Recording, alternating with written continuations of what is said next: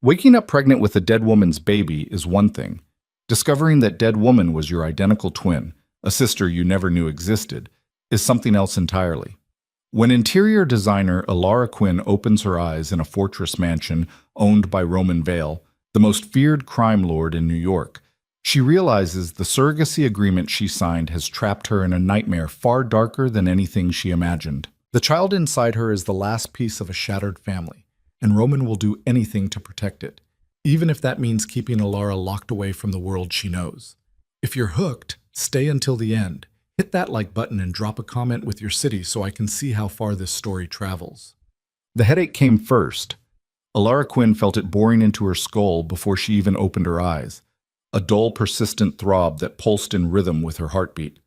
Her mouth tasted like metal and old pennies. Her limbs felt heavy, disconnected, like they belonged to someone else entirely. When she finally managed to pry her eyelids open, the light was wrong. Not the flat, grayish glare of her Brooklyn studio apartment where the neighbor's fire escape blocked most of the morning sun. This light was golden, slanting through floor-to-ceiling windows draped in fabric that probably cost more than her monthly rent. The ceiling above her stretched impossibly high, decorated with crown molding so intricate it looked hand-carved. Alara's breath caught. She wasn't home. She tried to sit up and immediately regretted it. Her stomach lurched, and a wave of nausea rolled through her body with enough force to make her collapse back against pillows that felt like clouds. Expensive clouds. The kind of pillows people put in magazines. Easy. The voice came from somewhere to her left, low, male, and completely unfamiliar. Alara's head whipped toward the sound despite the pain it caused. A man stood near the window, backlit by that golden light. Tall, broad-shouldered. His silhouette reminded her of the marble statues she'd studied in art history classes back when she thought she'd end up doing something more creative than staging overpriced condos for real estate agents who barely remembered her name. "Who the hell are you?" Her voice came out rough, scraped raw. The man moved closer, stepping into clearer light, and Alara's chest tightened. He was striking in a way that made her uncomfortable. Not handsome in the safe catalog model sense, but compelling. Sharp cheekbones. A jaw that looked like it had been designed to intimidate. Dark hair pushed back from his forehead. Eyes so pale they were almost colorless, gray or maybe silver, watching her with an intensity that made her skin prickle. "My name is Roman Vale," he said. "You're in my home." "I don't—" Alara tried to sit up again, moving more slowly this time. Her hands went instinctively to her stomach, and that's when she felt it. The slight swell, the subtle fullness that hadn't been there before. Her blood turned to ice. "What did you do to me?"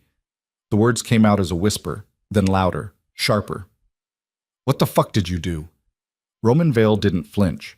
He stood perfectly still, hands clasped loosely in front of him like he was attending a business meeting, rather than watching a woman wake up in his house with no memory of how she got there. "You signed a contract," he said calmly. 3 months ago. A surrogacy agreement facilitated through a private medical clinic. The words hit her like physical blows. Surrogacy. Contract. 3 months. Alara's mind spun backward, grasping for memories through the fog. She remembered the clinic. God, yes, she remembered. A pristine building in Manhattan with floors so polished you could see your reflection. She'd been broke, desperate after her design business collapsed, and her landlord started leaving eviction notices on her door. The compensation they'd offered was obscene, enough to start over, enough to stop drowning. She'd signed papers, so many papers, but she'd never gone through with the procedure. She'd backed out at the last minute, hadn't she? Walked out of that clinic and caught the subway back to Brooklyn, telling herself she'd find another way to survive. Except now there was a life growing inside her. "No," Alara said, shaking her head hard enough to make the room tilt. "No, I didn't. I left. I changed my mind." "You were sedated," Roman said, and there was something in his voice now. Not quite regret, but something heavier than simple explanation. "The procedure was completed while you were unconscious." The air left Alara's lungs in a rush. "That's illegal," she managed. Jesus Christ, that's assault. That's why you're here instead of wherever you'd be if you'd woken up alone." Roman moved closer, and Alara instinctively pressed herself back against the headboard. He stopped at the foot of the bed, Those pale eyes locked on hers. The people who did this to you are dead. The clinic has been shut down, and you are carrying a child that is worth more than you can possibly understand. Alara's hands were shaking. She pressed them flat against the silk duvet, trying to ground herself in something real. Whose baby is this? Roman Vale's expression didn't change, but something shifted in the air between them, something cold and sharp. My wife's, he said, and mine. Then where is she? Alara demanded. Where's your wife? Why am I here instead of... She's dead. The words fell like stones into still water. Alara stared at him, trying to process the flatness in his voice, the complete absence of emotion. She died 4 months ago, Roman continued, before she could carry the child herself. The embryo was already created. The surrogacy was arranged, and then the people we trusted to protect this process decided to take shortcuts. By drugging me? Alara's voice cracked. By implanting an embryo in my body without my consent? Yes. No apology, no justification, just that single, stark confirmation. Alara wanted to scream, she wanted to run, but her body felt alien and heavy, and she had no idea where she was or how to get out. You can't keep me here, she said instead, forcing steel into her voice. I don't care who you are or what kind of security you think you have. You can't. I can, and I will. Roman's tone didn't rise, but the authority in it was absolute. Because the moment you step outside these walls, you become a target. The child you're carrying is the heir to everything I've built. And there are people who would kill you both without hesitation to prevent that inheritance. Alara's laugh came out bitter and slightly hysterical. Heir? You're talking about this like it's a throne. Like this is, what, some kind of mafia movie? Roman Vale's expression finally changed. His mouth curved into something that wasn't quite a smile. Close enough, he said. The next few hours passed in a blur of information that Alara's brain kept trying to reject. A doctor came, an older woman with steady hands and kind eyes that didn't quite match the ruthless efficiency with which she examined Alara. Blood pressure, ultrasound. Questions about symptoms and comfort levels delivered in the same calm, clinical tone someone might use to discuss the weather. Alara answered mechanically, her mind spinning in circles. Pregnant. 3 months. No consent. The words kept bouncing around her skull, refusing to settle into anything resembling acceptance. When the doctor finally left, a woman who introduced herself as Irina arrived with food.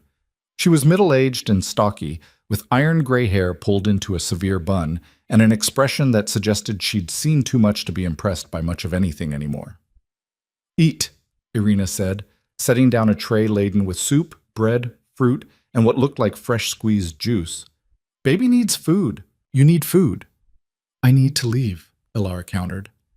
I gave her a look that was almost pitying. You're not prisoner, she said in accented English. You're protected. Is different.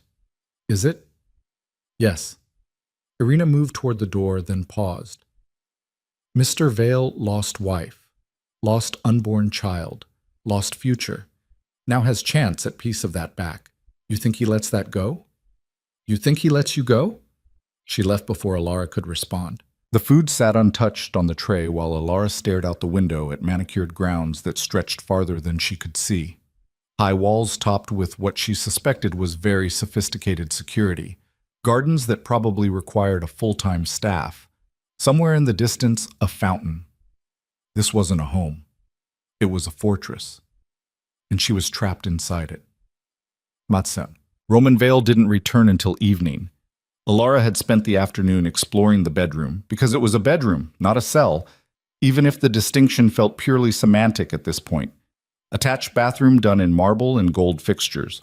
Walk-in closet already stocked with clothes in her size, which was somehow more disturbing than if it had been empty. Windows that didn't open, she discovered after 20 minutes of trying. She was standing at the glass, forehead pressed against the cool surface, when she heard the door open behind her. You should eat. Roman's voice. Alara didn't turn around. You should go to hell. Probably. He moved closer and she caught his reflection in the window glass. Still wearing the same dark suit, though he'd loosened his tie. He looked tired, she realized, lines around his eyes that hadn't been as visible in the morning light. But that doesn't change your situation. My situation. Alara finally turned to face him. You mean being kidnapped and held hostage by a criminal who thinks he can just... I prefer entrepreneur, Roman interrupted mildly. I prefer to call things what they are. His mouth twitched, almost a smile. Almost. You have spirit. My wife would have liked that. The mention of his dead wife, the woman whose baby Alara was apparently carrying, sent a fresh wave of surreal horror through her system. Don't, Alara said sharply. Don't talk about her like we would have been friends. Don't act like this is anything other than what it is. And what is it? Insane, illegal, wrong on every possible level. Roman moved to the tray of food, picked up the untouched soup, and brought it to her. Alara stared at him. I'm not going to eat just because you... The child needs nutrients. His voice was quiet but implacable. Whatever anger you have toward me, don't take it out on an innocent life. Alara wanted to throw the bowl in his face. She wanted to scream that none of this was her responsibility, that she never agreed to any of it. Instead, she found herself taking the bowl, hating herself for it, but taking it anyway. She sat on the edge of the bed and forced herself to swallow the soup while Roman watched from near the window. It was good, rich and flavorful in a way that made her realize she was actually hungry. She finished half the bowl before her stomach couldn't handle any more. Who was she? Alara asked finally. Your wife. Roman was quiet for so long she thought he might not answer. Then, her name was Isabel. She was brilliant, fierce. She had a gift for seeing through lies, which made her dangerous to the right people. He paused. Wrong people, I suppose, depending on your perspective. How did she die? Car accident. The words came out flat. Except it wasn't an accident. It was an execution designed to look like one. Alara's fingers tightened on the soup bowl. And you want to bring a child into this? Into whatever world you live in, where people get murdered and made to look like accidents? I want my son to live. Roman's eyes met hers, and there was something burning in those pale depths, something that looked almost like pain. I want him to know his heritage, to grow up strong and protected and aware of exactly what threats exist in this world. My wife is gone, but part of her is still here. His gaze dropped to Alara's stomach. I won't lose that too. The intensity in his voice made Alara's skin prickle. You keep saying him, she said. How do you even know it's a boy? We had genetic testing done on the embryo before it was implanted. A son. Roman's expression softened almost imperceptibly. Isabel wanted a son first. She had names picked out, a whole future planned. Something twisted in Alara's chest, something that felt dangerously close to sympathy, which she absolutely could not afford to feel for this man. I'm sorry she's dead, Alara said carefully. I'm sorry you lost her, but that doesn't give you the right to imprison me, to force me into this. You're right. Roman's agreement caught her off guard. It doesn't, but whether I have the right or not is irrelevant at this point. You're here. You're carrying my child, and I will do whatever is necessary to protect you both. Even if I don't want your protection? Especially then. Alara set the soup bowl aside and stood, facing him fully. You can't keep me locked up for 9 months. You can't. I can, and I will. Roman moved closer, and despite every instinct screaming at her to back away, Alara held her ground. But I'd prefer not to make this a war between us. You're intelligent. You're resourceful. Given time, you'll see that cooperation serves you better than constant resistance. Cooperation? Alara's laugh was harsh. You mean submission. I mean survival. He stopped close enough that she could see the faint scar on his left temple, the way his jaw tightened when he spoke. The people who killed my wife are still out there. They know about the surrogacy. They know about you. If they find you, they will eliminate the threat you represent without a second thought. Then maybe you should let me go somewhere safe, somewhere far away from you and your criminal empire. There is nowhere safe. Roman's voice dropped lower. Not anymore. The moment that embryo was implanted, you became part of this whether you wanted to be or not. The only question now is whether you survive it. Alara wanted to argue, to insist that he was exaggerating, that there had to be another way, but something in his eyes told her he wasn't lying. "How long?" she asked quietly. "How long what?" "How long until I can leave?" Roman was silent for a moment. "After the baby is born," he said finally. "When the immediate danger has passed and appropriate security measures are in place. You'll be compensated generously for your time and cooperation. Enough to start whatever life you want, wherever you want to start it. And the baby? Stays with me." Of course. Alara didn't know why she'd even asked. "So I'm just an incubator," she said bitterly. "A walking womb you need to keep alive for 9 months. Something flickered across Roman's face. Anger, maybe. Or something else she couldn't quite identify. "You're the woman carrying my son," he said quietly. "That makes you invaluable. But it doesn't make you disposable." Before Alara could respond, he turned and walked to the door. "Irina will bring you dinner in a few hours. If you need anything, there's a call button by the bed." "What if what I need is freedom?" Roman paused in the doorway, his back to her. "Then you'll have to settle for safety instead."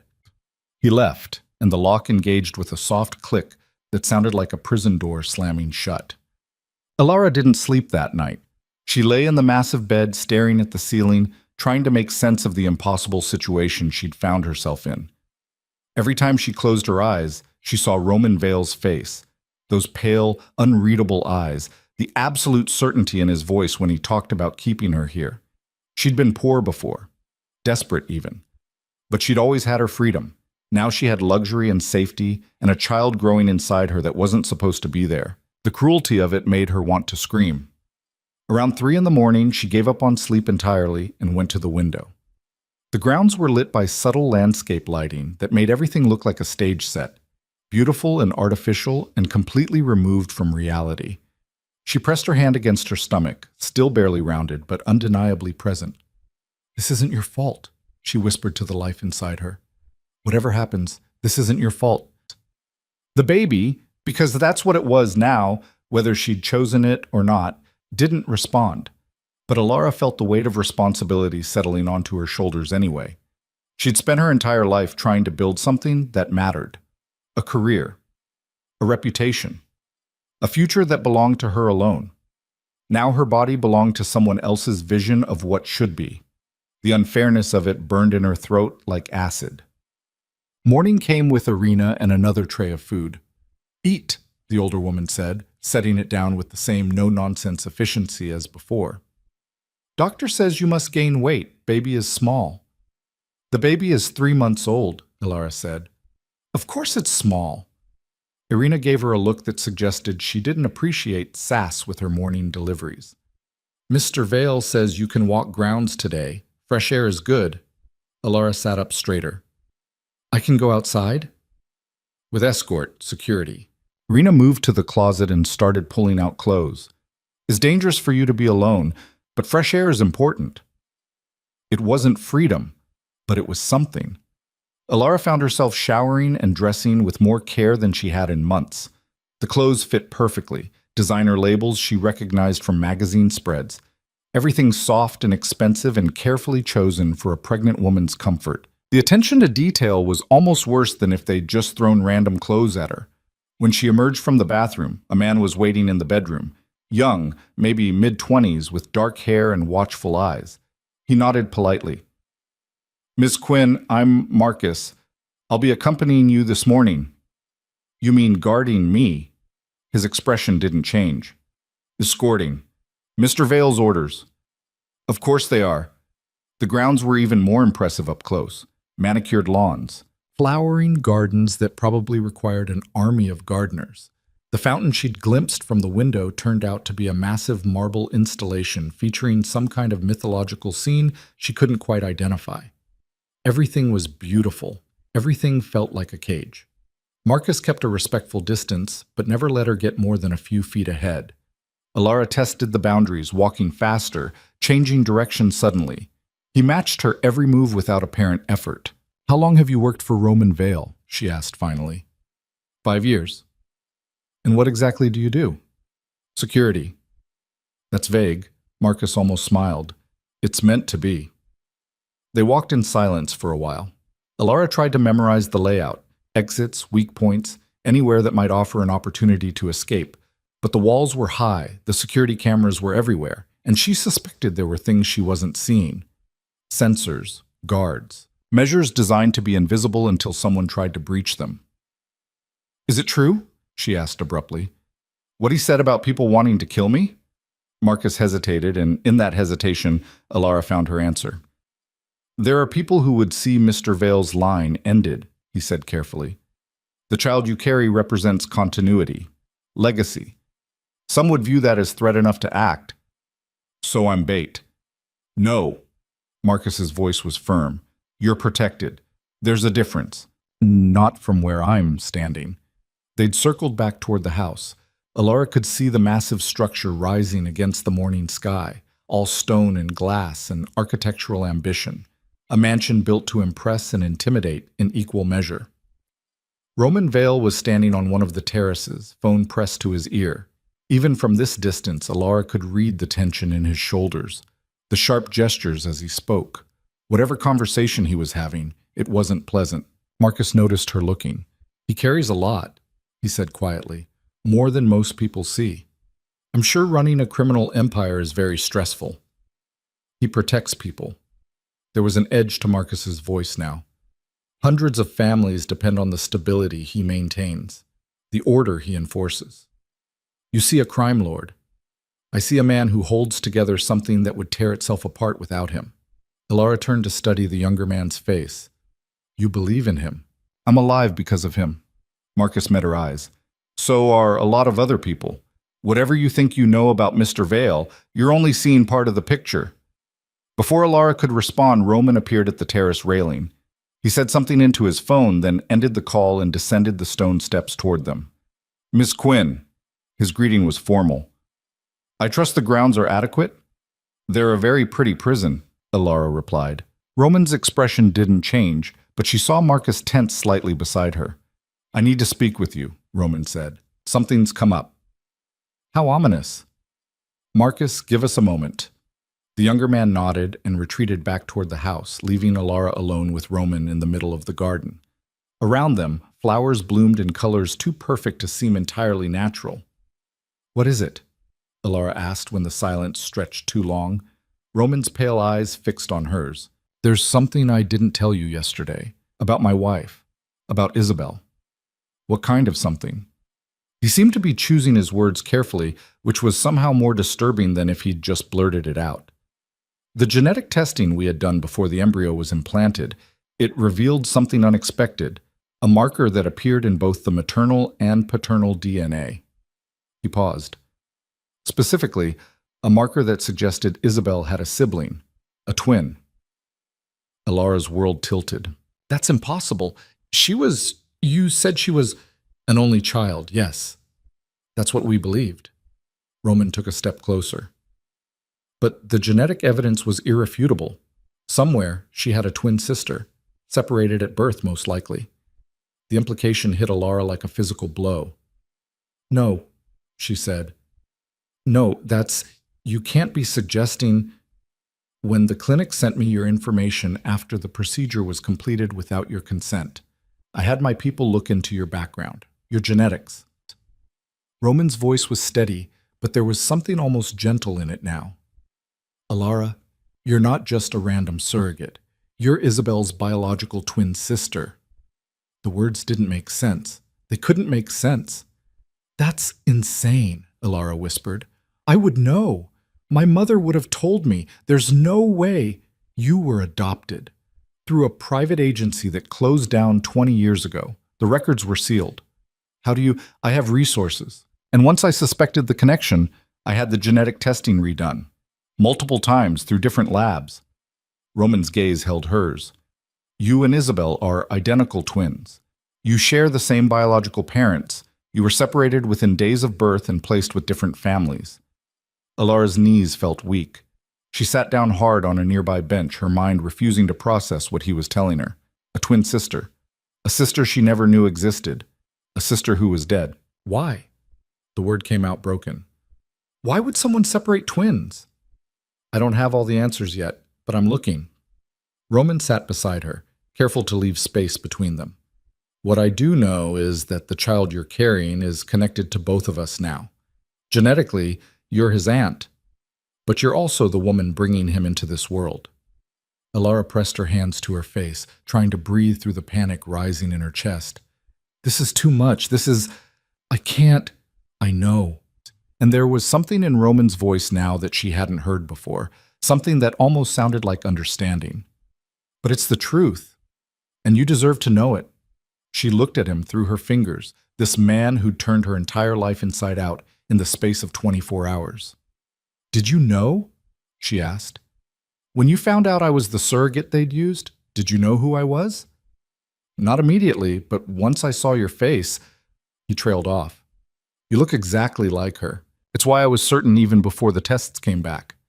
Alara thought about the reflection she'd seen in the bathroom mirror this morning, the face she'd lived with her entire life. Apparently someone else had lived with the same face, someone who was dead now. "I want to know about her," Alara said quietly. "If she was my sister, if I had a twin I never got to meet, I want to know who she was." Roman was quiet for a long moment. "Then I'll tell you," he said finally. "Everything." And for the first time since Alara had woken up in this strange, beautiful prison, something inside her shifted. She was still trapped, still pregnant with a child she hadn't chosen to carry, still at the mercy of a man who lived by rules she didn't understand. But now there was a connection, a thread leading back to someone who shared her blood, her face, her very DNA, a sister she'd never known, but who had somehow brought her to this impossible moment. Alara looked down at her hands, at the slight swell of her stomach beneath the expensive clothes someone else had chosen for her. Whatever happened next, nothing would ever be the same. The question was whether she was strong enough to survive the transformation. Roman kept his promise that same afternoon. He led Alara to a room she hadn't seen before, a study lined floor to ceiling with books that actually looked red rather than decorative. Leather armchairs flanked a fireplace that probably cost more than Alara's entire former apartment building. On the mantel sat a collection of photographs in silver frames. Alara's breath caught when she saw them.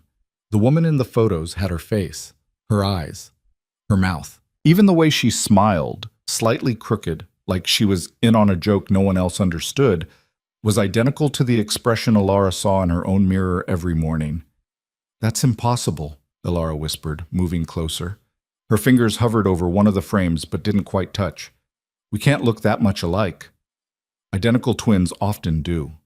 Roman stood beside her, his gaze fixed on the same photograph. It showed the woman, Isabel, laughing at something off camera, her hair caught mid-movement by the wind. She wore jeans and a sweater, nothing fancy, but she looked vibrant, alive. That was taken in Vermont. She loved the mountains, said they made her feel small in a good way. Alara forced herself to look at the other photos. Isabel at a formal event in an evening gown, Roman's hand at her waist. Isabel curled up with a book, glasses perched on her nose. Isabel in what looked like a professional setting, gesturing emphatically at someone outside the frame. Each image felt like looking at a version of herself she'd never been. Polished, confident, loved. "Tell me about her," Alara said, finally tearing her gaze away from the photographs. "Not just facts. Tell me who she was." Roman moved to one of the armchairs and gestured for Alara to take the other. She sat, suddenly exhausted despite having done nothing all day but walk the grounds and try not to have a breakdown. "She was stubborn," Roman began, a ghost of a smile touching his mouth. "Infuriatingly stubborn. Once she made up her mind about something, you could present her with every logical argument in the world and she'd still do exactly what she wanted. Sounds difficult. She was. But she was also brilliant at reading people. She could walk into a room and within 10 minutes tell you who was lying, who was afraid, who was dangerous." He leaned back, his pale eyes distant. "That's how we met. She was working as a consultant for a law firm I had business with. I tried to manipulate the negotiation, and she called me out in front of everyone." Despite everything, Alara felt a flicker of interest. "What did you do?" "I was furious. No one spoke to me that way." Roman's smile widened slightly. "So naturally, I asked her to dinner." "Naturally." "She said no. Told me I was exactly the kind of man her mother warned her about." He paused. Then she showed up at my office 2 days later and told me she'd reconsidered, said she was curious whether I was actually as dangerous as I pretended to be. Ilara found herself leaning forward despite her better judgment. And was he? Were you? Roman's expression shifted, something darker sliding across his features. More than she realized at first. But by the time she understood the full scope of what I did, she was already in too deep. His jaw tightened. I gave her multiple opportunities to leave, to walk away before it became complicated. She refused every single one. Why? She said everyone deserved a chance at redemption, even people like me. Roman's voice had gone quiet. She believed that if I wanted to build something legitimate, something that could help people instead of just extracting from them, she could guide me toward it. She thought love could change someone's fundamental nature. Could it? Roman was silent for a long moment. I was trying to find out when she died. The rawness in his voice made Ilara's chest ache. She pushed the feeling away, reminding herself that this man had still kidnapped her, still held her prisoner, regardless of what grief he carried. You said she was murdered, made to look like an accident. A car crash on a mountain road. Brake lines cut, steering compromised. By the time I got there, he stopped, his hands clenching on the armrests. She was already gone, our unborn child with her. Ilara's hand went instinctively to her stomach. But the embryo, we'd created several during the IVF process. Standard procedure. They were in storage at the clinic. Roman's gaze sharpened on her. 3 months after Isabel's death, I decided to move forward with the surrogacy anyway. I wasn't ready to let go of the last piece of her I had left. So you found someone to carry your child. I found a reputable agency, vetted candidates carefully, made sure everything was legal and consensual. His expression hardened. What I didn't account for was corruption inside the clinic itself. Someone on my payroll feeding information to my enemies, someone who saw an opportunity to sabotage the process. Ilara's mind raced. They implanted the embryo in me specifically because I'm her twin. I believe so, though I'm still trying to determine who orchestrated it and why. Roman leaned forward, elbows on his knees. What I do know is that the moment you became pregnant with my child, you became a target. Killing you eliminates the heir. Kidnapping you provides leverage against me. Either scenario serves my enemies well. Then why not just terminate the pregnancy? Ilara asked bluntly. Why drag me here? Why go through all this? Roman's pale eyes met hers with an intensity that made her breath catch. Because that child is all I have left of Isabel. And now that I know you're her twin, that genetically you're his family too, I can't treat you as expendable. He paused. Even if that would be simpler. Ilara didn't know what to say to that. The pragmatic cruelty of it collided with something that almost sounded like humanity, creating a cognitive dissonance she couldn't quite parse. Before she could respond, the door to the study opened. Marcus appeared, his expression tight. Sir, we have a situation. Roman was on his feet immediately, all traces of vulnerability vanishing behind a mask of cold authority. What kind of situation? Perimeter breach, east wall, 3 unknowns, heavily armed. Ilara's blood turned to ice. Roman turned to her, his voice clipped and absolute. Stay here. Lock the door behind me. Don't open it for anyone except Marcus or myself. What's happening? Exactly what I warned you about. He was already moving toward the door, Marcus falling into step beside him. Stay away from the windows. Don't make yourself visible. Then they were gone, and Ilara was alone in the study with photographs of her dead twin sister staring at her from the mantel. For a moment, she couldn't move, couldn't breathe. The reality of her situation, not just trapped but actively hunted, crashed over her with enough force to make her knees weak. Then survival instinct kicked in. Ilara locked the door as Roman had ordered, then moved away from the windows. She could hear shouting somewhere in the distance, the unmistakable crack of gunfire. Her heart hammered against her ribs. The baby. She had to protect the baby. The thought came unbidden, instinctive. This child might not have been her choice, but it was real, growing inside her, depending on her. Ilara pressed herself into the corner farthest from any exterior wall and tried to slow her breathing. Panic wouldn't help. Panic would just make her stupid. More gunfire. Closer this time. Then silence. The silence was somehow worse than the noise. Alara counted her heartbeats. 100, 200. She'd lost track somewhere around 400 when she heard footsteps in the hallway outside. Heavy, deliberate. She held her breath. A knock on the door. 3 sharp raps. "Miss Quinn, it's Marcus. You can open the door." Alara didn't move. "How do I know it's really you?" A pause. Then, "You asked me this morning how long I'd worked for Mr. Vale. I said 5 years. You said that was vague." The knot in Alara's chest loosened fractionally. She crossed to the door and unlocked it with shaking hands.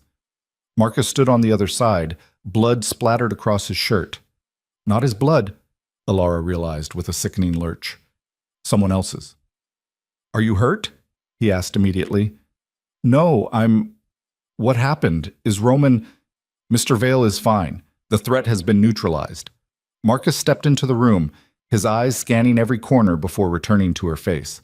"He wants you moved to a more secure location within the house. The panic room." Panic room.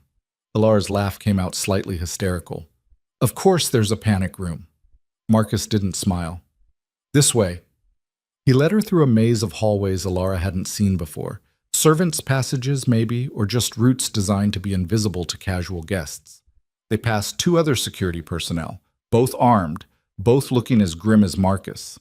The panic room turned out to be in the basement. A reinforced steel door opened onto a space that looked like a luxury hotel suite crossed with a military bunker. Comfortable furniture. Well-stocked kitchen. And walls that probably could withstand a direct missile strike. "Wait here," Marcus said. "Mr. Vale will come down when he's finished with cleanup." "Cleanup?" Alara's voice sounded hollow even to her own ears. "You mean the bodies?" Marcus's expression softened slightly. "You're safe. That's what matters." Then he was gone, and Alara was alone again. She sank onto the sofa, because of course there was a sofa, because even panic rooms in Roman Vale's world had to be furnished with expensive leather, and tried to process what had just happened. People had come to kill her, to kill the baby, and Roman security had stopped them. The violence of it should have terrified her more than it did. Instead, all Alara felt was a strange numbness, like her brain had hit its capacity for processing impossible situations and simply shut down the overflow.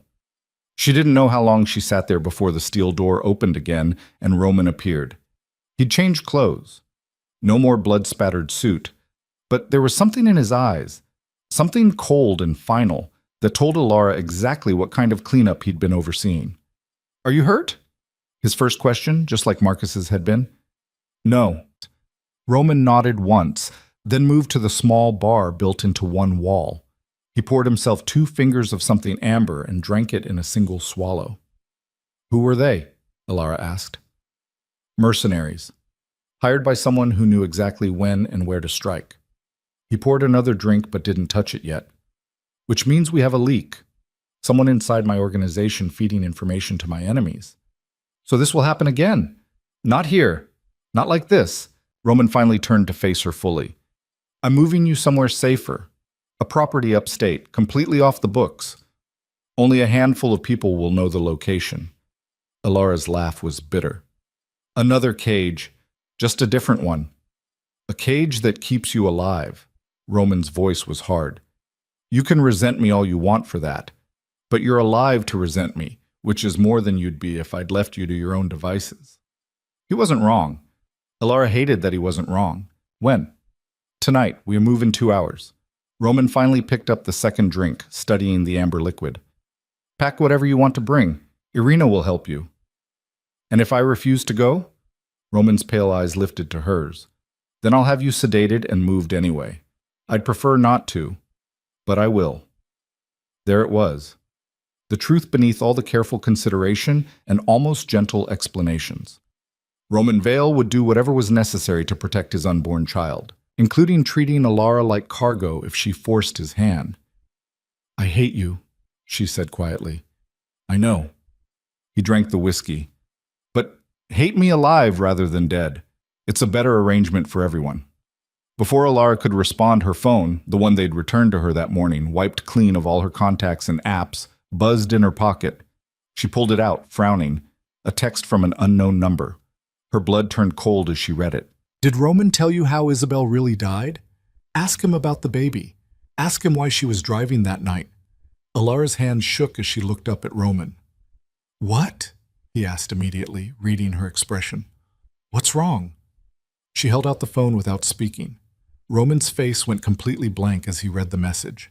Then something dark and dangerous slid across his features, something that reminded Alara exactly how violent this man could be when pushed. Who sent this?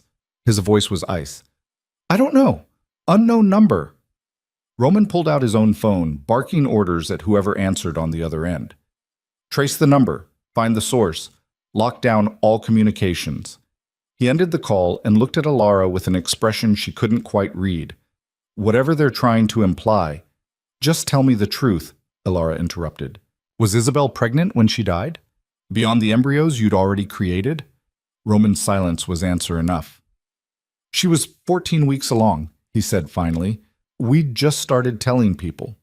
She was driving to meet her doctor for a routine checkup when the accident happened. Alara's mind raced. But you said the embryos were created during IVF. Why would you need IVF if she was already pregnant? The IVF was earlier, before she conceived naturally. Roman's jaw was tight. We'd been trying for years. Multiple rounds of treatment. The embryos were created as a precaution in case natural conception didn't work. Then it did. We thought we'd finally gotten our miracle. And someone killed her for it. Yes. The single word carried the weight of mountains. Alara looked down at the text again. The implication was clear. Someone wanted her to doubt Roman's version of events, to think there was more to the story than he'd told her. Why was she driving herself? Alara asked. If you're this powerful, this paranoid about security, why wasn't she protected? Roman's expression turned to stone. She insisted on independence, on maintaining her own life separate from mine. I had security follow her, but at a distance. She hated feeling watched. His hands clenched. That day, she left the house early, before her usual detail was in position. By the time my people realized she'd gone ahead alone, it was too late. So, she died because of a scheduling error. She died because I underestimated how far my enemies would go. Roman's voice was raw. I thought they'd come after me directly. I didn't think they'd target the one person I actually loved. The pain in his voice was real. Alara could hear it, could feel it resonating in the air between them. But the text message planted seeds of doubt she couldn't quite uproot. Who benefits from making me question you? She asked. Anyone who wants to drive a wedge between us. Who wants you frightened and isolated enough to make a mistake? Roman moved closer, his pale eyes intense. Alara, I won't lie to you. I've done terrible things. I'll probably do more terrible things before this is over. But I didn't kill Isabel, and I would never hurt the child she wanted. Alara wanted to believe him. The rational part of her brain knew that if Roman wanted her dead, she'd be dead already. He'd had dozens of opportunities. But the text message was a reminder that she didn't actually know anything about the world she'd been dragged into.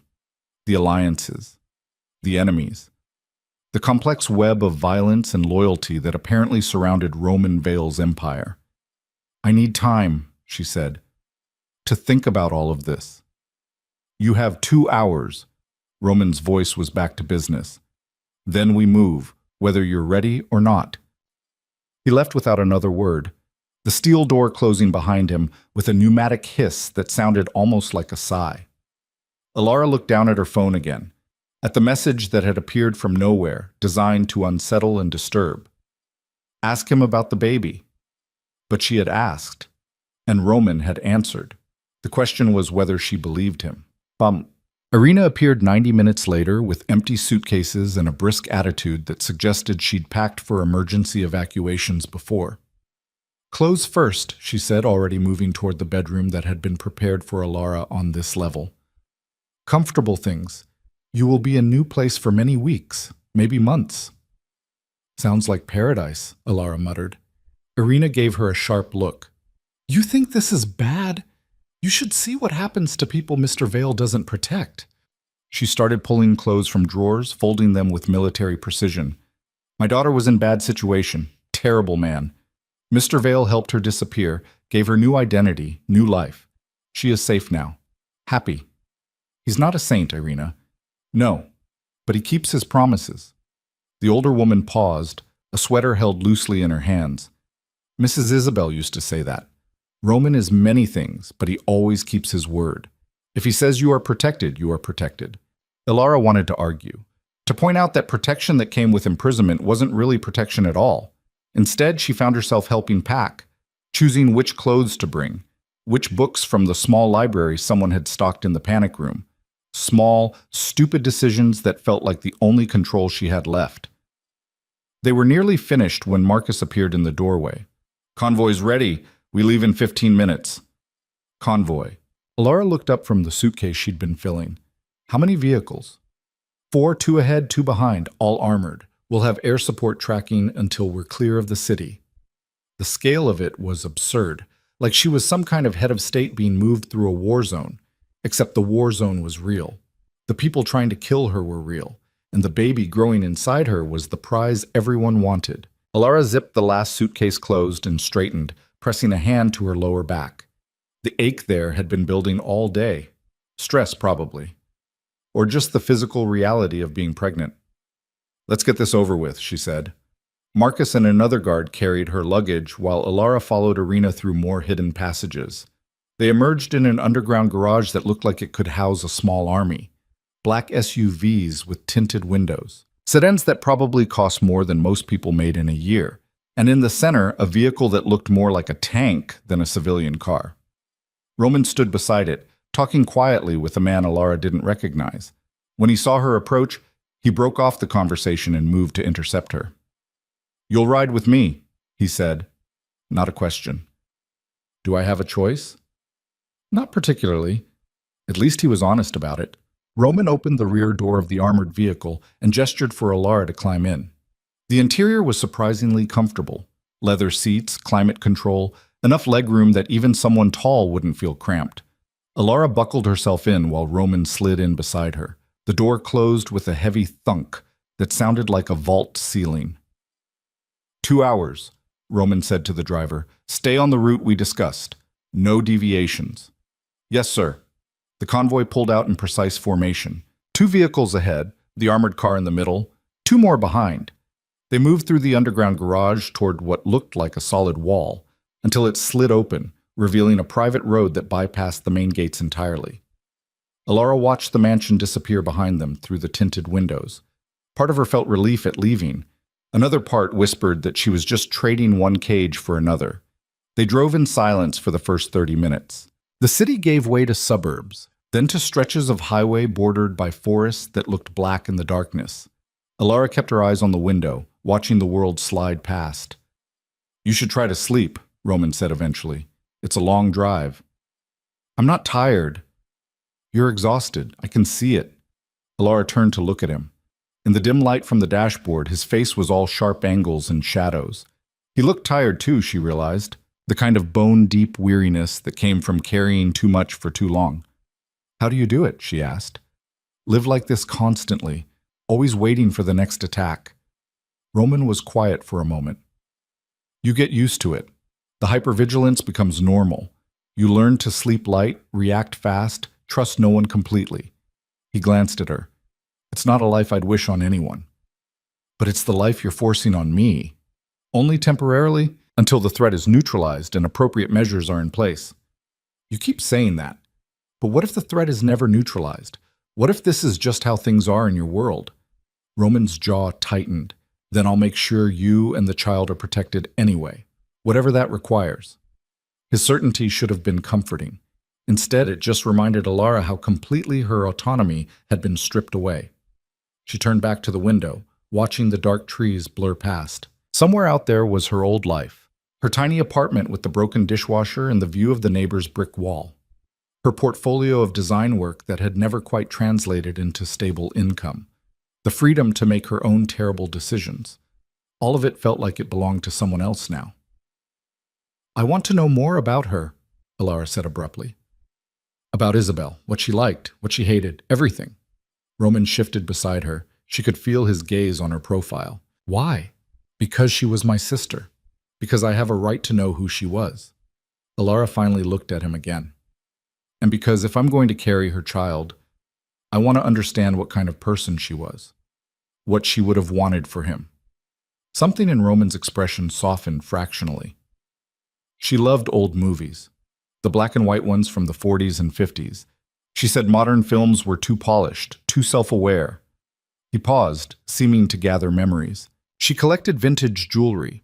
Not expensive pieces, just things with history. She'd spend hours in antique shops looking for brooches or earrings with stories attached. Alara felt a strange pang in her chest. She'd always been drawn to vintage things too, old buildings with character, furniture with wear marks that told stories. What else? She couldn't cook to save her life, burned water somehow. But she loved good food, so we had a chef who tolerated her constant presence in the kitchen, asking questions.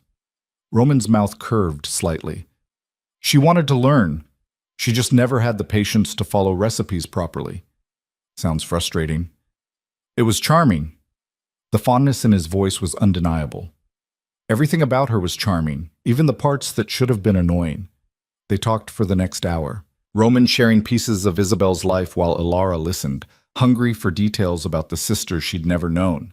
The woman who shared her DNA but had lived a completely different existence. Isabel had been bold where Alara was cautious, confident where Alara second-guessed herself. She'd walked into dangerous situations because she believed in her ability to navigate them. And it had gotten her killed. The thought sobered Alara, reminded her that whatever similarities she shared with her twin, their outcomes had diverged sharply. Isabel was dead. Alara was alive. And the child that should have been Isabel's was growing inside Alara's body instead. The cosmic cruelty of it made her want to scream. Instead, she pressed her hand to her stomach and felt the slight swell there. Real. Undeniable. "We're close," the driver said from the front seat. Alara looked out the window. They'd left the highway some time ago, now traveling on increasingly narrow roads through dense forest. No streetlights, no other vehicles, just darkness and trees. Finally, the convoy turned onto a private drive marked only by a stone pillar with no signage. They followed it for another 10 minutes before a house appeared through the trees. Calling it a house felt inadequate. It was a sprawling compound built into the hillside, all stone and glass and architectural ambition. Lights glowed from within, warm against the cold darkness outside. The convoy pulled up to the main entrance. Guards emerged from the shadows. More security, Alara realized. This place was just as fortified as the mansion, just better hidden. Roman climbed out first, then offered Alara his hand. She ignored it and got out on her own, immediately regretting it when her stiff legs nearly buckled. Roman caught her elbow, steadying her. "Stubborn," he muttered. "Independent," Alara corrected. His mouth twitched, almost a smile. The interior was beautiful in a way that felt more lived in than the mansion. Comfortable furniture, artwork that looked chosen for personal taste rather than investment value. A stone fireplace with logs already crackling. "Master suite is upstairs," Roman said, leading her through the main room. "Your things are already being unpacked. There's a nursery being prepared in the adjacent room." Alara stopped walking. "A nursery? You're already planning for after the birth." "Of course." Roman turned to face her. "Did you think I wouldn't?" "I thought—" Alara stopped, not sure what she'd thought. "I assumed you'd have the baby somewhere else, a hospital, somewhere professional. We'll have a full medical team here when the time comes, but I want my son born somewhere safe, somewhere I control." His gaze was steady. "This is his home, Alara. It's yours too, for as long as you're carrying him." The possessiveness in his voice should have angered her. Instead, it just made her tired. "Show me the room," she said quietly.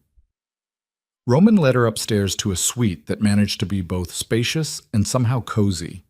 Large bed, sitting area, windows that overlooked the forest with the same bulletproof quality as the ones in the mansion.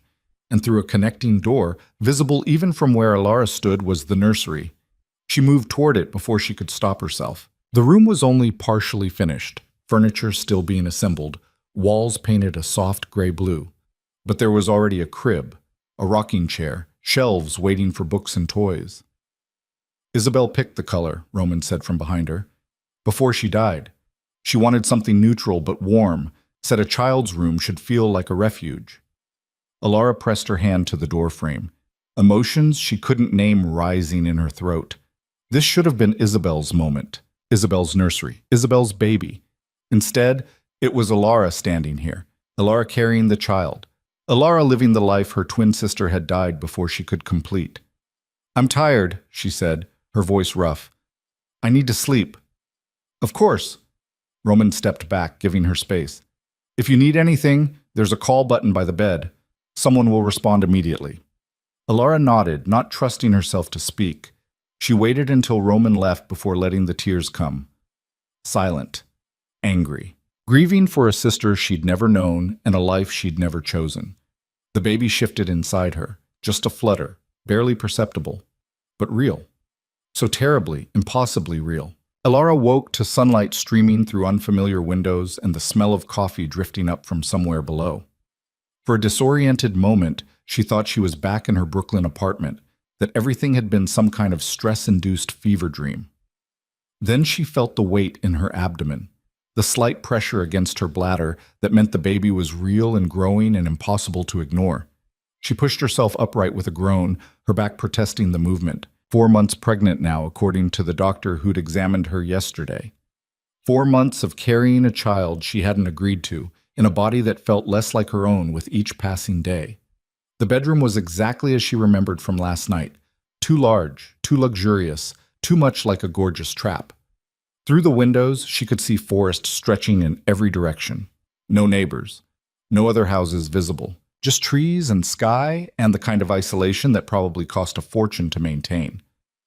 Alara made her way to the bathroom, splashed water on her face, and tried to recognize the woman staring back at her from the mirror.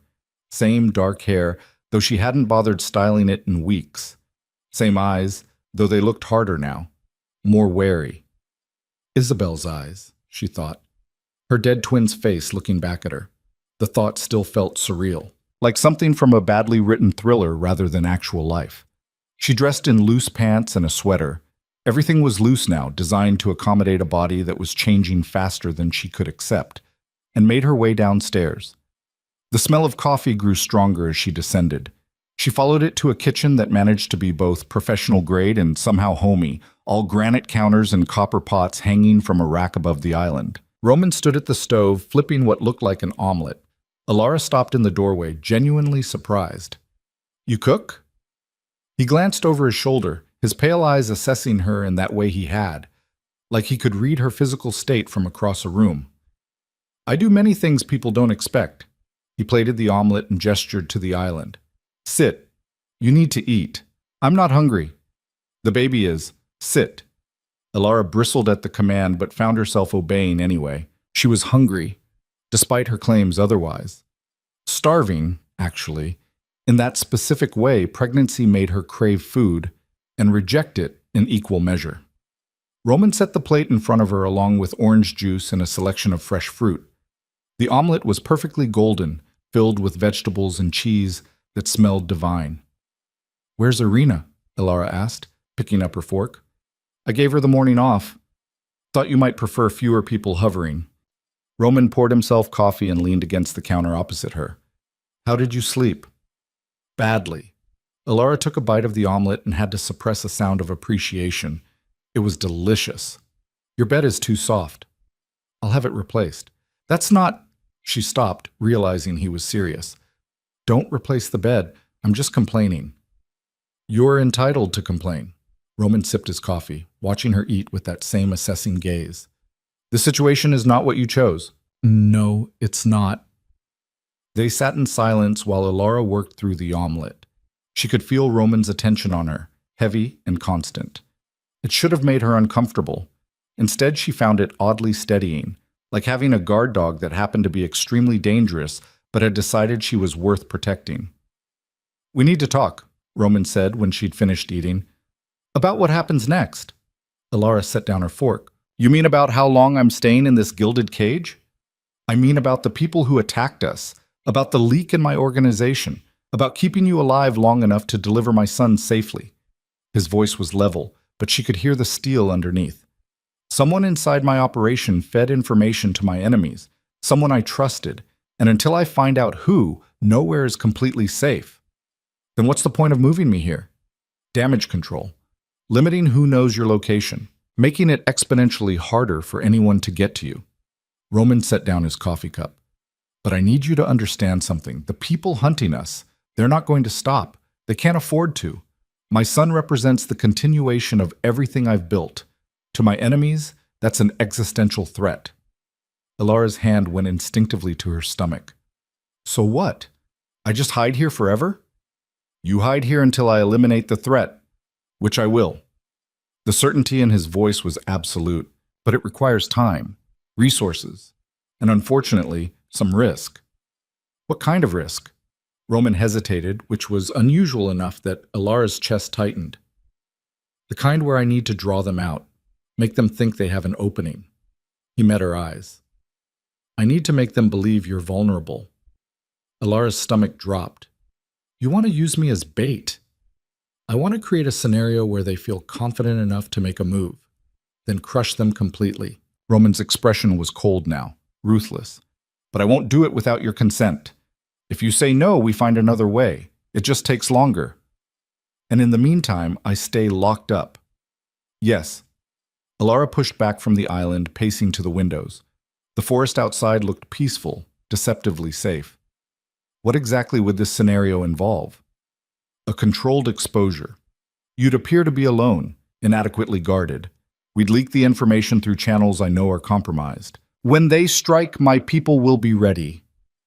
Roman moved closer but didn't touch her. The risk is real, but so is the protection.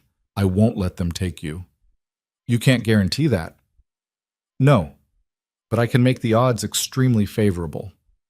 Ilara turned to face him, studying this man who'd upended her entire existence. He looked different in the morning light, less like a crime lord from a movie and more like someone who'd been carrying impossible weight for too long. Why should I trust you? Because if I wanted you dead, you would be. Because I've had 100 opportunities to eliminate you as a complication, and I've chosen protection instead. His jaw tightened. And because, despite what you think of me, I keep my promises. I promise to keep you safe. I will. Ilara wanted to argue, to point out all the ways he'd already failed to keep her safe by dragging her into this nightmare in the first place. But the baby shifted inside her, stronger now than it had been even a week ago, and she thought about spending the next 5 months trapped in this beautiful prison, waiting for threats that might never materialize into actual attacks. How long? She asked. If I agree to this insane plan, how long until it's over? Days? Maybe a week? They'll move fast once they think they have an opportunity. And then? And then I make sure they can never threaten my family again. The way he said family made something twist in Ilara's chest. Any of them. She should say no. Every rational instinct screamed at her to refuse, to take the safer option even if it meant longer imprisonment. But Ilara was tired of being afraid, tired of feeling like prey. And some angry, reckless part of her wanted to face the people hunting her head-on rather than hiding forever. I have conditions, she said. Roman's expression didn't change, but she saw something shift in his eyes. Respect, maybe? Or recognition? Name them.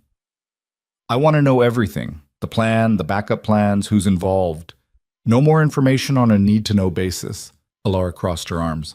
And when this is over, when the threat is gone, I want real freedom to decide what happens next, not just your version of safe.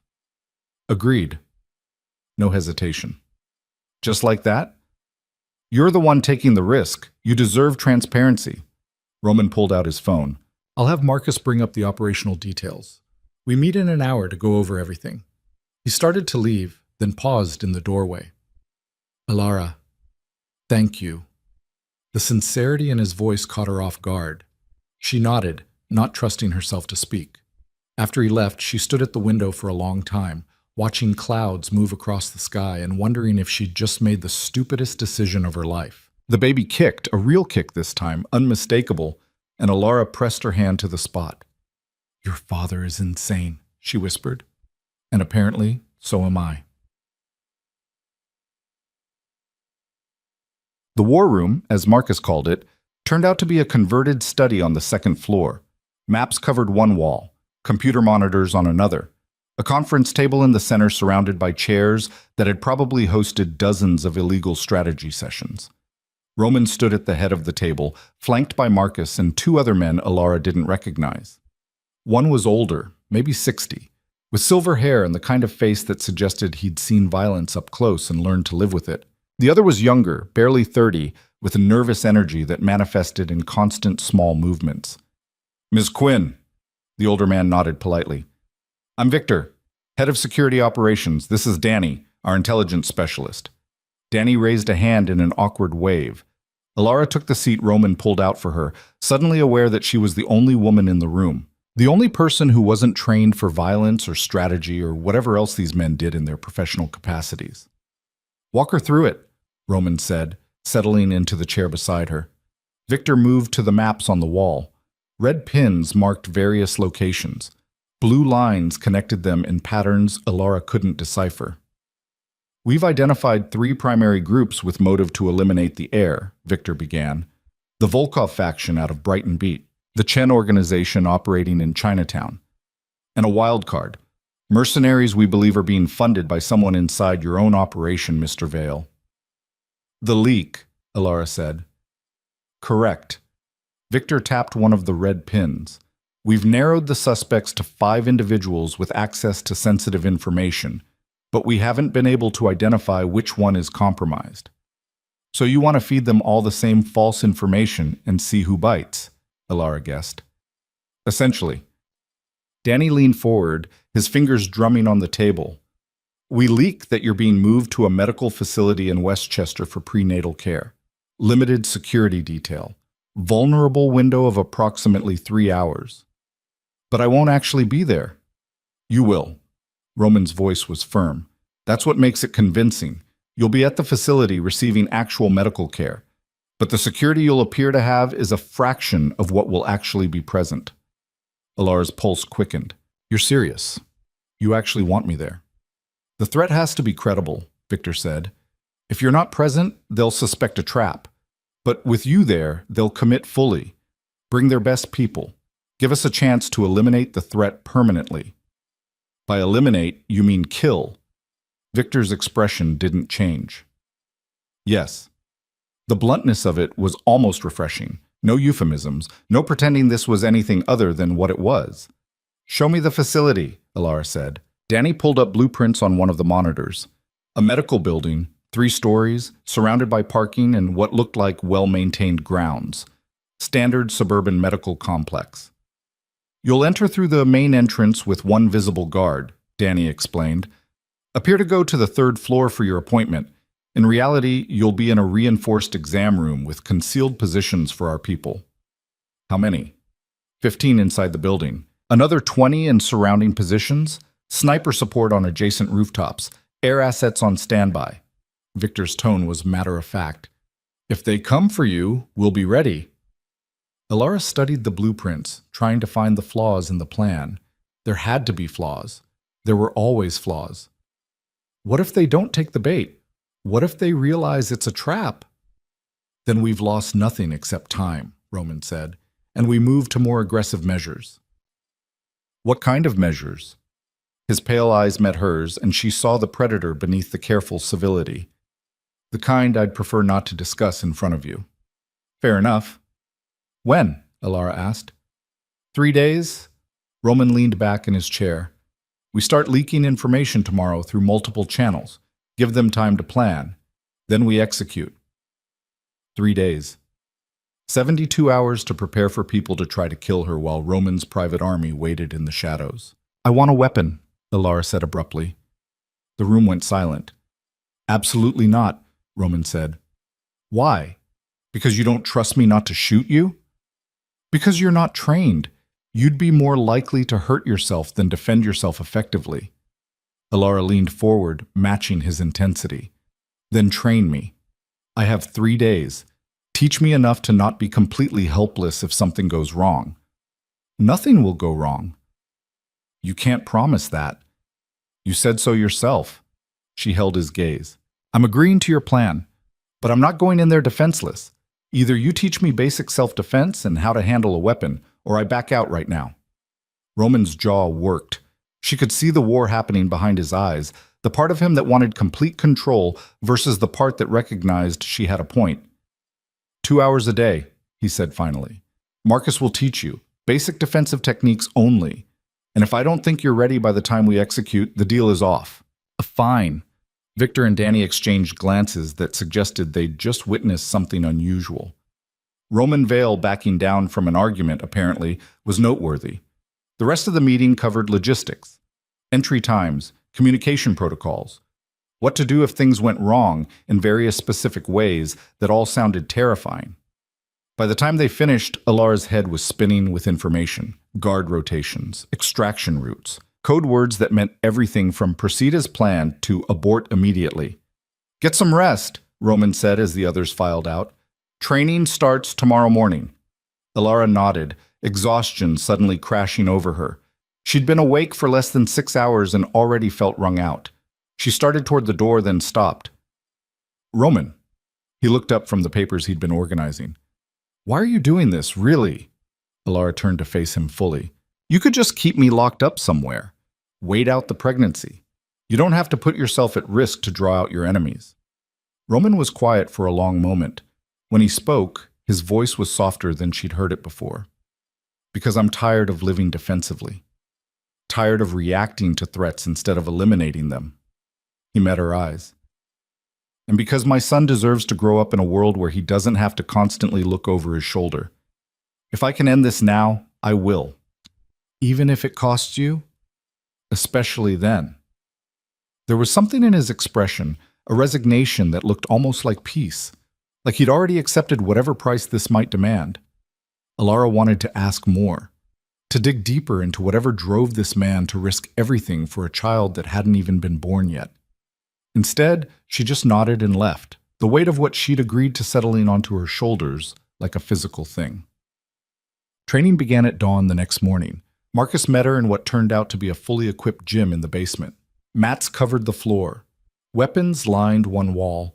Punching bags hung from reinforced ceiling mounts. We'll start with awareness, Marcus said, handing her water. Most people get hurt because they don't see the threat coming. Your job is to stay alert and create distance. For the next 2 hours, he walked her through basic defensive stances. How to break a hold, where to strike if someone grabbed her. Nothing fancy, just practical techniques designed to give her seconds to escape. Alara's body protested every movement. She was pregnant, out of shape, and operating on too little sleep. But she pushed through anyway, driven by the knowledge that in 3 days, her life might depend on these skills. Good, Marcus said when she managed to break his grip on her wrist for the 5th time in a row. You're getting it. I'm sweating through my shirt and my back is screaming. That means you're working hard enough. He handed her more water. Take 5. Then we'll do firearms basics. The gun he showed her was smaller than she'd expected. Compact, designed to be concealed easily. This is a 9mm, Marcus explained, keeping it pointed at the ground. Semi-automatic. 15-round capacity.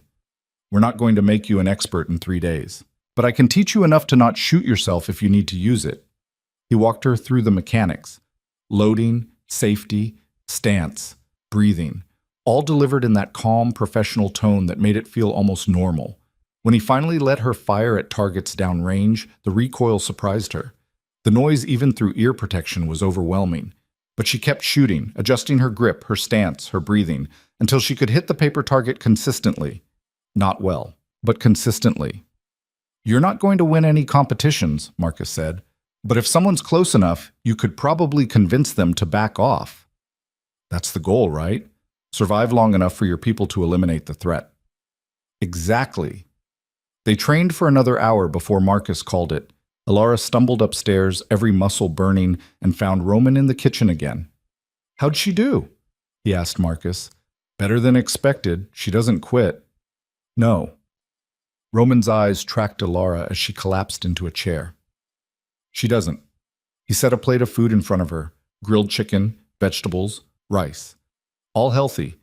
All designed to fuel a pregnant body that was being pushed too hard. Eat, then shower, then sleep. Yes, sir, Alara muttered, too tired to make it sound sarcastic. She ate mechanically, barely tasting the food. Roman sat across from her with his laptop, working on something that probably involved illegal activity while she shoveled calories into her mouth like fuel. It was weirdly domestic, sitting in a kitchen with someone who was technically her jailer, but who kept cooking for her, who insisted she rest, who looked up periodically to make sure she was actually eating. "Why do you do that?" Alara asked. "Do what?" "Cook. You have staff. You could have someone else feed me." Roman closed his laptop. Isabel loved cooking even though she was terrible at it. Being in the kitchen with her was one of the few times she'd slow down. Stop analyzing everything. Just be present. He paused. "I suppose it's become habit. A way to feel close to her." Alara's throat tightened. "I'm not her." "I know." His voice was gentle. "But you carry part of her, and that's—" He stopped, seeming to search for words. "That's enough." They finished the meal in silence. Alara showered afterward, letting hot water work at the knots in her muscles, then collapsed into bed and was asleep before she could overthink any of it. The next 2 days passed in a blur of training, eating, sleeping, and trying not to think too hard about what was coming. Marcus pushed her harder each session. Roman watched sometimes, his expression unreadable. Victor and Danny came and went, updating plans, adjusting variables. On the second night, Alara found herself in the nursery again. The room was nearly complete now, furniture assembled, shelves stocked with books and soft toys. A mobile hanging above the crib with little stars and moons that probably cost more than her former monthly rent. "It's ready," Roman's voice came from behind her. She hadn't heard him approach. Apparently crime lords could move quietly when they wanted to. "He's not even born yet. I want everything perfect when he is." Roman moved to stand beside her, both of them looking at the empty crib. Isabel had very specific ideas about what a nursery should feel like. Safe, warm, loved. She sounds like she would have been a good mother. She would have been extraordinary. The grief in his voice was raw. She wanted this so badly, talked about it constantly. What she'd teach him, how she'd protect him while also letting him make mistakes. Alara's hand rested on her stomach. "Are you going to tell him about her? When he's old enough to understand?" "Every day."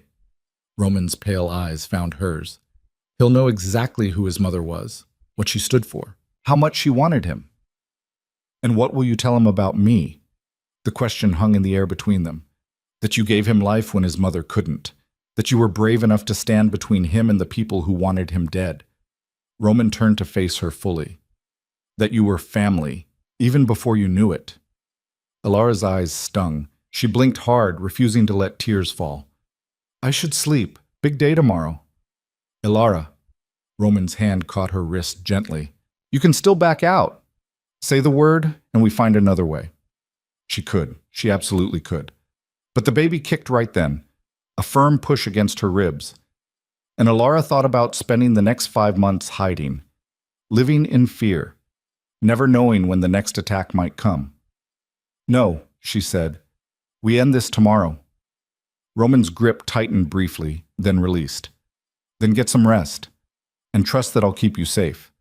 Alara wanted to tell him that trust wasn't something she could just decide to give, that he'd have to earn it through actions, not words. Instead, she just nodded and went to bed, where she lay awake for hours staring at the ceiling and trying to convince herself she wasn't making a catastrophic mistake. Morning came too fast.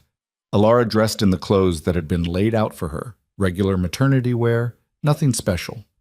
The whole point was to look vulnerable, unprepared. She met the team at the garage. 4 vehicles this time. Roman would ride in one, Alara in another with Marcus. The other 2 carried additional security that would peel off before they reached the medical facility. "Comms check," Victor said, fitting an earpiece into Alara's ear. "Can you hear me?" "Yes." "Good. Leave it in. We'll be able to track you and communicate if necessary." Roman appeared at her elbow, his expression harder than she'd seen it, battle ready. "Remember the plan. You go in, you get examined by the doctor, who's one of ours, fully briefed. You stay in that exam room until we give the all clear or extraction signal. And if something goes wrong, then you run. Marcus will be with you. He'll get you out." Alara looked at Marcus, who nodded once. "Ready?" Roman asked. "No, absolutely not." "Yes," Alara said. They loaded into the vehicles and pulled out, the morning sun just starting to break over the trees. The drive would take 40 minutes to change her mind. to panic, to realize the insanity of what they were doing.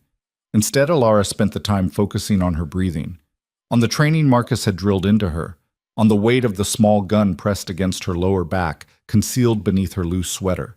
She could do this. She had to do this. The alternative was living in fear forever. The medical facility appeared exactly as it had in the blueprints. Suburban. Normal. The kind of place where hundreds of pregnant women probably came for routine care every week. Except today, it was a trap, and Alara was the bait. Marcus walked her to the entrance, playing the role of single, visible security. They checked in at reception, took the elevator to the 3rd floor. In her ear, Victor's voice. All positions confirmed. We have eyes on 3 vehicles entering the parking area. Unknown occupants. Stand by. Alara's heart hammered against her ribs. The exam room was exactly as promised. Reinforced walls, concealed positions where she knew Roman's people waited. The doctor, a woman in her 50s with steady hands and kind eyes, greeted them professionally. Ms. Quinn, let's get you examined. They went through the motions. Blood pressure, fetal heartbeat check. The doctor kept up a stream of calm medical talk, while Alara tried not to think about the fact that somewhere outside, armed men were preparing to kill her. 4 vehicles now, Victor's voice said. All occupants armed, moving toward the building. Estimate contact in 90 seconds. Alara's hand shook. The doctor squeezed her wrist once, reassuring. Contact. Multiple hostiles entering through main and side entrances. Engaging. The sound of gunfire erupted somewhere below them. Distant but unmistakable. Marcus moved to position himself between Alara and the door, weapon drawn. More gunfire. Closer now. They're pushing for the 3rd floor, Victor said, his voice tight. Stand by. The baby kicked, hard, like it could sense Alara's terror. It's okay, she whispered, hand pressed to her stomach. It's going to be okay. The door to the exam room exploded inward. Marcus fired twice before Alara even processed what was happening. The man who'd blown through the door went down hard, weapon clattering across the linoleum. But there were more behind him. 3, 4. Alara couldn't count through the chaos. The doctor shoved Alara toward the far corner where a reinforced panel slid open, revealing the concealed position Victor had mentioned. Hands pulled her through, one of Roman's guards, face grim, already firing back toward the door. Everything was noise. The crack of gunfire so loud it felt like her skull might split. Shouting in languages she didn't recognize. The acrid smell of gunpowder burning her throat. Alara pressed herself against the wall, hands covering her stomach instinctively. Protecting the baby. The only thing that mattered in this nightmare moment. Marcus was still firing, controlled bursts, his voice cutting through the chaos. Victor, we need backup now. They came in heavier than anticipated. En route. Hold position. More gunfire. The distinctive sound of someone screaming, then cutting off abruptly. Alara's hands shook so badly she could barely keep them pressed against her abdomen. This was real. People were dying 10 feet away from her, and if Roman's plan failed, she'd be next. The guard beside her, young, maybe 25, took her round to the shoulder and went down with a grunt. Alara scrambled toward him without thinking, pressing her hands to the wound even as blood poured between her fingers. Stay down, he gasped. Don't... The wall behind them exploded. Not the door. The actual wall. Someone had blown a hole through the reinforced structure, and suddenly there were more hostiles pouring through, and Marcus was turning, firing, but there were too many. Alara grabbed the fallen guard's weapon. Her hands knew what to do from Marcus's training, even as her brain screamed that this was insane, and fired at the closest figure. Missed. Fired again. The recoil nearly knocked her backward, but the figure stumbled. Alara, run! Marcus's voice, hoarse and desperate. She ran. Through another door she hadn't noticed, into a corridor that smelled like antiseptic and fear. Her pregnant body protested every movement, but adrenaline pushed her forward. Behind her, more gunfire, more shouting. In her ear, Victor's voice crackling. Lost visual. Floor 3 compromised. Get her out. Alara's breathing came in ragged gasps. She rounded a corner and nearly collided with someone in dark tactical gear. Raised the gun before her brain could catch up. Easy. Roman's voice. Roman's hands catching her wrists, steadying the weapon before she could accidentally shoot him. Easy. I've got you. The relief that flooded through her was so intense it nearly buckled her knees. They came through the wall, she managed. Marcus's, there were so many. I know, change of plans. Roman was already moving, one hand gripping her arm, the other holding his own weapon with the casual competence of someone who'd done this 100 times. They brought more resources than we anticipated. We need to get you out of the building. They moved quickly through corridors that all looked the same. Twice they encountered hostiles. Both times Roman eliminated them with an efficiency that should have horrified Alara, but instead just felt necessary. Survival trumped moral complexity. They hit a stairwell. Roman pushed her ahead of him, covering their rear as they descended. 2 floors, 3. Victor, where's my extraction? Roman's voice was calm despite everything. North exit, 60 seconds. They burst through a door into what looked like a storage area. Medical supplies stacked on industrial shelving. A loading dock visible through windows streaked with grime. Roman moved to check the exit, and that's when Alara saw the man step from behind the shelving. Gun! She screamed. Roman turned, but not fast enough. The shot caught him high on the left side, spinning him around. He fired back, dropping his attacker, but his own weapon clattered from his hand as he went down on one knee. Roman! Alara rushed to him, her hands finding the wound. Blood soaked through his shirt, hot and too fast. I'm fine. He wasn't fine. His face had gone pale, jaw clenched against pain. Get to the exit. Vehicle should be there. I'm not leaving you. Alara, shut up. She grabbed his weapon from the floor with one hand, keeping pressure on his wound with the other. Her training felt distant and useless. Marcus had taught her to shoot, not to perform field medicine on a bleeding crime lord. Footsteps echoed from the stairwell they'd just left. Roman tried to stand, made it halfway up before his leg gave out. He grabbed the shelving for support, breathing hard. Listen to me very carefully, he said, his voice tight with pain. You're going to leave me here and get to that vehicle. That's an order.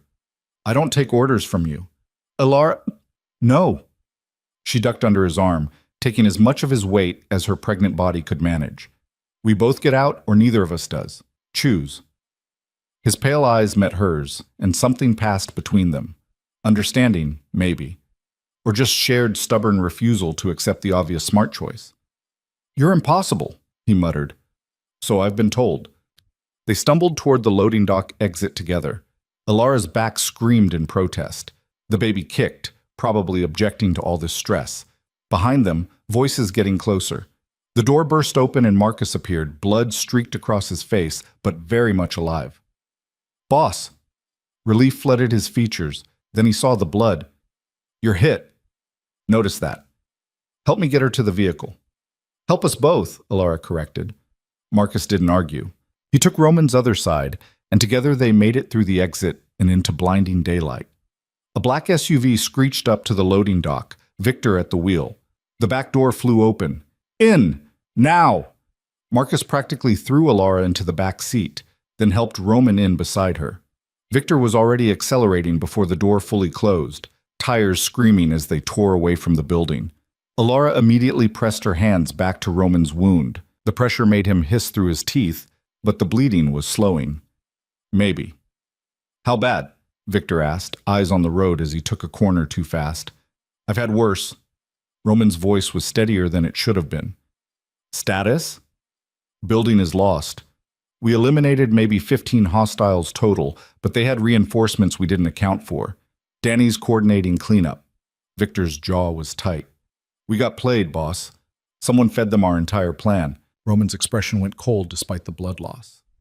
The leak. Has to be. They knew exactly where our positions were. Came in through points we thought were secure. Alara kept pressure on Roman's wound while her mind raced. They'd walked into a trap, thinking they were setting one. Someone inside Roman's organization had sold them out completely. Who knew the full plan? She asked. 5 people, Marcus said from the front passenger seat. The same 5 we've been watching. Then it's time to stop watching and start acting. Roman's voice was hard. Victor, take us to the secondary location, not the upstate house. The building in Red Hook. Boss, you need a hospital. I need answers more. Red Hook, now. Victor didn't argue further, just changed course. Alara felt the vehicle accelerate even more, weaving through traffic with practiced precision. She looked down at Roman's wound. The bleeding had definitely slowed, but his shirt was soaked through. His face had gone from pale to nearly gray. "You're going to pass out," she said. "Probably." He managed something that might have been a smile. "But not yet." "You're an idiot." "So I've been told." Despite everything, Alara felt her mouth twitch. The absurdity of bandying words with a wounded crime lord while fleeing from people who wanted to kill them both should have broken something in her brain. Instead, it felt almost normal. Maybe that was the real sign she'd lost her mind. The drive took 20 minutes that felt like hours. Alara kept talking to Roman, forcing him to stay conscious, asking him questions about Isabel, about the business, about anything that would keep him focused and alert. She hated violence, Roman said at one point, his voice going distant. Isabel hated everything about this life, but she understood it was necessary, that sometimes protecting people means doing terrible things. "Is that what you tell yourself?" "It's what she told me." His eyes found Alara's. "She said I wasn't a good man, but I could be a good father, that the two things didn't have to be mutually exclusive." "Do you believe that?" "I'm about to find out." The vehicle pulled into what looked like an abandoned warehouse district, red brick buildings with broken windows and graffiti. Not the kind of place Alara would choose to bring a gunshot victim. But when Victor pulled up to one particular building, a garage door opened immediately. They drove inside to a space that was anything but abandoned, clean, well lit, and clearly set up as some kind of secure operations center. People emerged from doorways, more of Roman's security, Alara assumed. Someone who looked like a medic rushed forward with a kit. "Get him stabilized," Victor ordered. "Then prep the interrogation room." Marcus helped Alara out of the vehicle while the medic went to work on Roman. She stood there, blood on her hands, watching as they cut away his shirt to access the wound. "You should sit," Marcus said gently. "I'm fine." "You're shaking." Alara looked down at her hands. He was right. They trembled uncontrollably, adrenaline crash hitting all at once. Marcus guided her to a chair and pressed a bottle of water into her hands. "Drink. You need to stay hydrated for the baby." The baby, right. Because on top of everything else, she was still pregnant, still carrying the child everyone wanted dead. She drank mechanically, watching the medic work on Roman, watching his face tighten with pain when the man probed the wound, watching him refuse sedation even when offered. "Clean exit wound," the medic announced after what felt like forever. "Missed anything vital? You got lucky, boss." "Lucky." Roman's laugh was harsh. "Get me stitched up. I have work to do." "You need rest. I need to find the person who nearly got my son killed. Patch me up and get out of my way." The medic knew better than to argue. He worked quickly, stitching and bandaging while Roman sat stone-faced.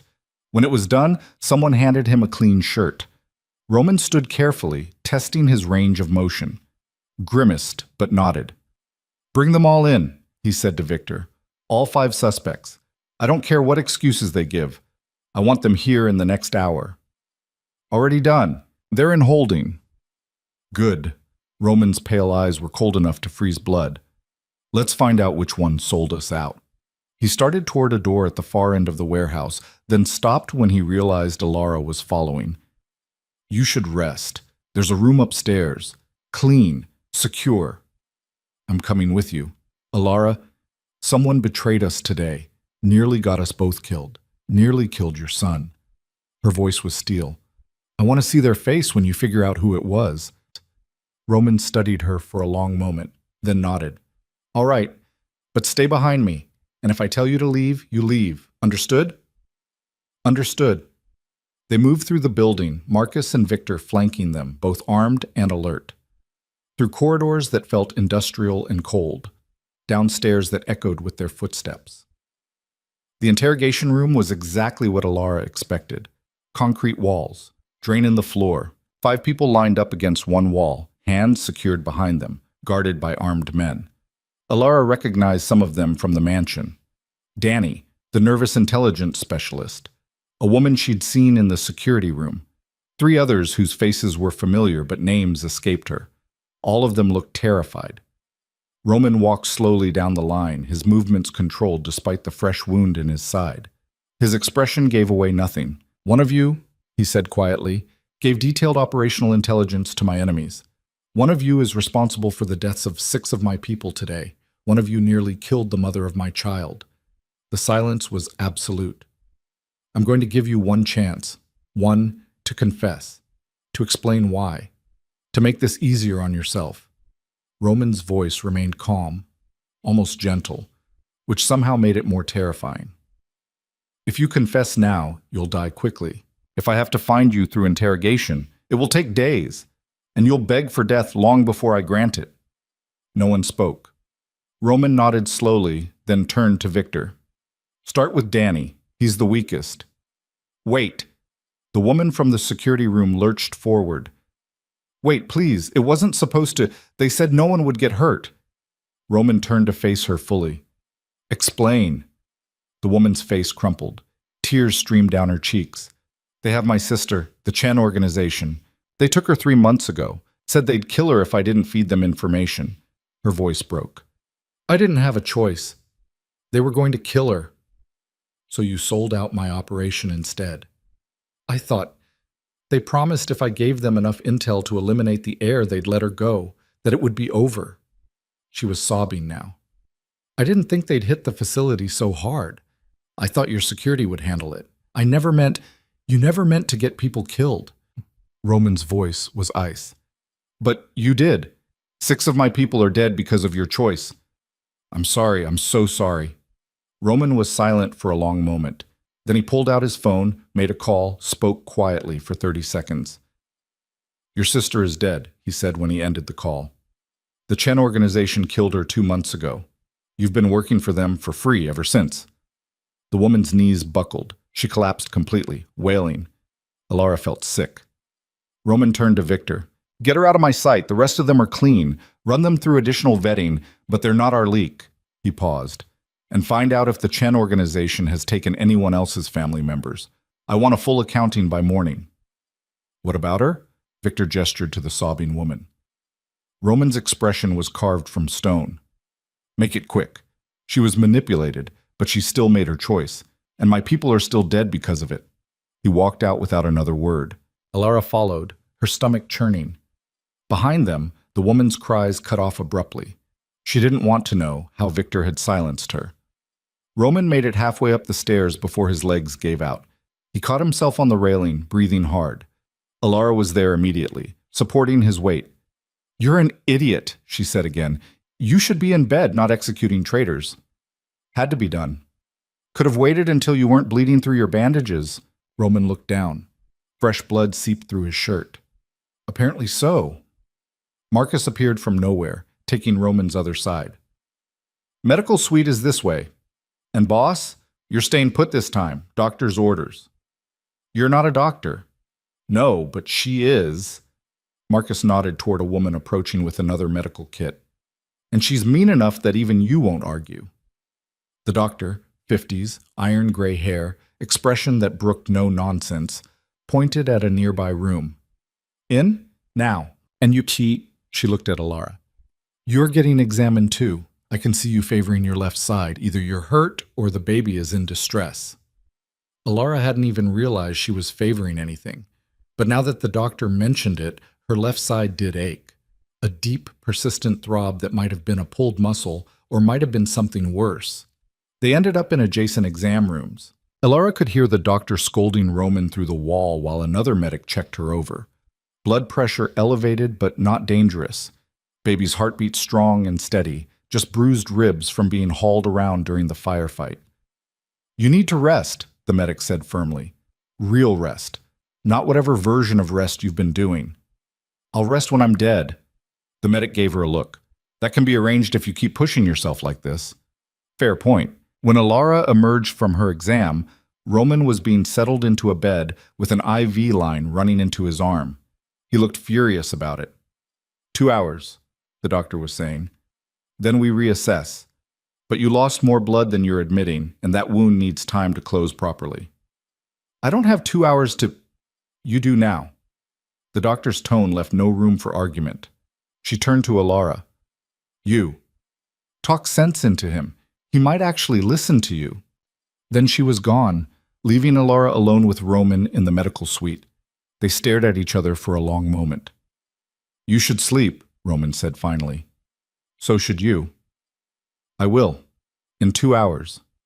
Alara moved to the chair beside his bed and sat, wincing as her bruised ribs protested. We could have died today, she said quietly. I know. Your plan failed, completely. I know that too. And you nearly bled out on a warehouse floor because you refused to go to an actual hospital. Roman's mouth twitched. Are you building to a point? My point is that this is insane, all of it. The violence, the danger, the fact that I'm sitting here covered in blood talking to a wounded crime lord like this is somehow normal now. Welcome to my world, Alara laughed, the sound slightly unhinged. Your world is terrible. Yes, but it's kept my son alive so far. Roman's hand moved to rest on the blanket near where Alara's was. Not touching, but close. And it's kept you alive, which matters more than you probably think it should. Why? Because you're Isabel's sister. Because you're carrying my child. Because despite everything, you're brave enough to stand in that medical facility instead of running when you had the chance. His pale eyes held hers. Because somewhere in this mess, you stopped being just a surrogate and became something else entirely. Alara's breath caught. What else? I don't know yet. Roman's voice was quiet. But I know that when I saw you aim that gun today, saw you cover that guard's wound instead of saving yourself, something shifted. You're not who I thought you were. Neither are you. They sat in silence, the weight of shared trauma and impossible circumstances pressing down on them both. Finally, Roman spoke again. The Chen organization needs to be dealt with, permanently. They've made their move and failed. They won't get another chance. How? Carefully, thoroughly. In a way that sends a message to everyone else considering making a play for my heir. His expression hardened. But first, I need to make sure you're protected. That means changes, more security, different location, possibly a different approach entirely. What kind of approach? Roman was quiet for a long moment. When he spoke, his voice carried a weight Alara hadn't heard before. Marriage. Alara's brain stuttered to a halt. Excuse me? Legal marriage. It would give you protected status. Make you untouchable under the agreements I have with other organizations. And it would give our son legitimate claim to everything I've built. You want to marry me for legal protection. I want to marry you because it's the smartest move strategically, because it consolidates power and eliminates ambiguity about succession. Because it makes you family in a way that even my enemies can't ignore. Alara stared at him, trying to process the absurdity of receiving a marriage proposal from a man she'd met less than 2 months ago. A man who'd kidnapped her, trapped her, nearly gotten her killed today. A man who'd also protected her, fed her, shared pieces of his dead wife with her, took a bullet while getting her to safety. That's the worst proposal I've ever heard, she said finally. Roman almost smiled. I'm aware, but it's also practical. And right now, practical is what keeps us alive. You don't love me. No, but I respect you. And that's a better foundation than most marriages have. Alara wanted to argue, to point out all the reasons this was insane. Instead, she thought about the nursery, about the baby growing inside her, about the fact that even if she walked away tomorrow, she'd always be connected to this child, to Roman, to the dangerous world he inhabited. Maybe legal protection wasn't the worst idea. Maybe survival required unconventional choices. I need time to think, she said. You have until I'm released from this bed. Roman's eyes were already closing, exhaustion finally catching up to him. Then we move forward, one way or another. Alara watched him slip into sleep, his breathing evening out. Even unconscious, he looked dangerous, like a weapon temporarily at rest. She pressed her hand to her stomach, feeling the baby shift. Your father is insane, she whispered, and apparently he wants to marry me. What do you think about that? The baby kicked once. Whether it was approval or protest, Alara couldn't tell. She settled deeper into the chair, too exhausted to move upstairs to whatever room they'd prepared for her. Her eyes drifted closed. And for the first time since this nightmare began, Alara Quinn started to think that maybe survival meant more than just staying alive. Maybe it meant choosing to fight for something bigger than herself. Even if that something came wrapped in violence, danger, and a marriage proposal delivered from a hospital bed by a man who'd never pretended to love her. When Alara woke, Roman was already awake, arguing with the doctor about being discharged. 24 hours minimum, the doctor was saying, her voice brooking no argument. You tore 3 stitches already. Move around too much and you'll tear them all. I have work to do. Your work can wait. No, it can't. Roman's voice was hard. Every hour I spend in this bed is an hour my enemies use to regroup. I need to move now. Alara sat up, her own body protesting. The bruised ribs had stiffened overnight, and her back felt like someone had used it as a punching bag. He's right, she said quietly. The doctor turned to her, eyebrows raised. I'm sorry? He's right. Waiting gives them time to plan another attack. Alara stood carefully, moving to Roman's bedside. But he's also an idiot if he thinks he can do this alone. So here's what's going to happen. You're going to clear him for limited activity with strict restrictions. And I'm going to make sure he follows them. Roman looked at her like she'd grown a second head. You're going to make sure, yes, because apparently someone has to keep you from bleeding to death out of sheer stubbornness. Alara turned back to the doctor. What are the restrictions? The doctor studied them both, then sighed. No heavy lifting, no strenuous activity. If the wound starts bleeding again, he stops immediately. And he wears a monitoring device so I can track his vitals remotely. Absolutely not, Roman started. Agreed, Alara said over him. Anything else? The doctor rattled off a list of medications, warning signs, and care instructions. Alara committed them all to memory while Roman glowered from the bed. When the doctor finally left, Roman turned that glower on Alara. I don't need a nursemaid. No, you need a keeper, but I'm what you've got. She crossed her arms carefully, mindful of her ribs. Now, what's the plan? You said the Chen organization needs to be dealt with. How? Roman studied her for a long moment. Then he reached for the shirt someone had left folded on the bedside table. Help me up. Alara supported him while he dressed, moving slowly to avoid tearing the fresh bandages. His face went pale twice, but he didn't stop. Victor's been coordinating intel overnight, Roman said as they made their way out of the medical suite. The Chen organization operates out of 3 primary locations in Chinatown, restaurants that serve as fronts. We hit all 3 simultaneously. You mean your people hit them? I mean we hit them. I'll coordinate, but I'm not sitting this one out. You can barely walk. I can walk well enough to oversee an operation. Roman's jaw set in that stubborn line she was coming to recognize. This ends today, Alara, one way or another. They found Victor in what looked like a command center, banks of monitors showing various street views, maps spread across tables, radios crackling with periodic check-ins. Status? Roman asked. Victor looked up, his expression tightening when he saw Roman upright. Teams are in position. We've identified key targets within each location. Say the word and we move. Casualties? Civilian presence is minimal at this hour. We've planned extraction routes to avoid collateral damage, but I can't guarantee 0. Victor's tone was professional, clinical. The Chen organization uses the restaurants as shield. They know we won't burn down public buildings. Then we don't burn them down. We go in surgical, clean, fast. Roman moved to study the maps despite the tightness around his eyes that suggested every step hurt. I want their leadership alive if possible, dead if necessary, but I want answers about who else was involved in yesterday's attack. Understood. Alara watched them work, feeling simultaneously useless and unwilling to leave. This was Roman's world, violence and strategy and cold calculation about acceptable losses. It should have repulsed her. Instead, she found herself asking, "What do you need from me?"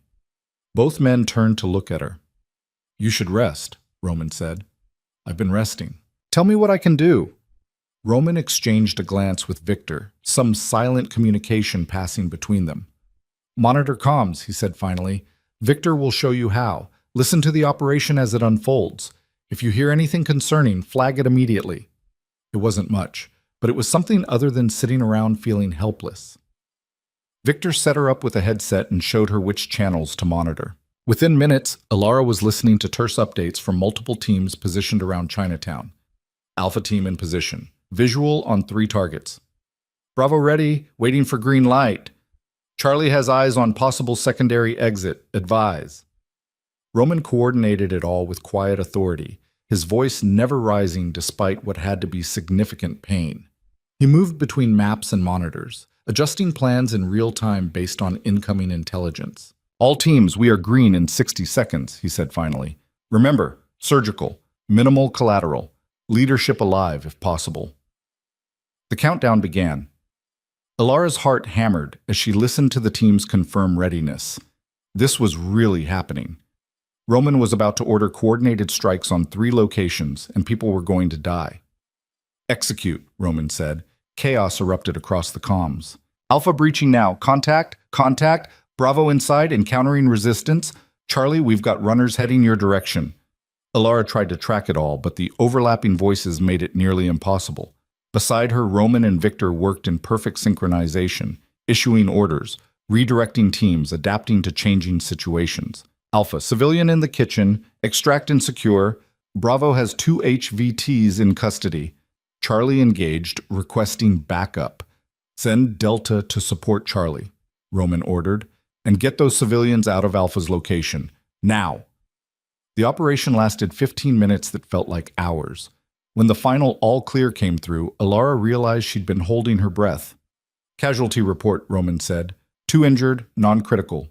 0 civilian casualties. We have 5 high-value targets in custody, including Chen's second in command. Roman's expression didn't change, but Alara saw something release in his shoulders. Bring them here. I want interrogation started within the hour. As the teams began their extraction, Roman finally allowed himself to sink into a chair. His face had gone gray again, and fresh blood seeped through his shirt. You're bleeding, Alara said. I'm aware. Let me see. Alara, let me see. He relented, and Alara carefully lifted his shirt to examine the bandages. 3 stitches had definitely torn. The wound wasn't hemorrhaging, but it needed attention. She found the medical supplies Victor kept nearby and set to work cleaning and rebandaging, her hands steadier than she'd expected. Roman sat perfectly still, watching her face. You're getting good at this, he observed. I'm getting practice I never wanted. Alara secured the fresh bandage. You need to stop moving around. After the interrogations, you're impossible. So I've been told. Despite everything, Alara felt her mouth twitch. This man had been shot, had coordinated a military-style operation while bleeding, and was still making dry observations like they were discussing the weather. The captured Chen operatives arrived 30 minutes later. Alara watched through one-way glass as Roman interrogated them one by one. He didn't raise his voice, didn't threaten overtly, but there was something in his presence, a cold certainty that he would do whatever was necessary, that broke most of them within minutes. The second in command held out longer. You can't prove anything, the man said, his accent thick. You attack legitimate businesses, you'll have authorities involved. The authorities are already involved, on my payroll. Roman leaned forward despite the pain it obviously caused. But that's irrelevant. You ordered the hit on my surrogate. You coordinated with my traitor to nearly kill the mother of my child. I don't need to prove anything to anyone except myself. You kill me, Chen will retaliate. Chen is dead.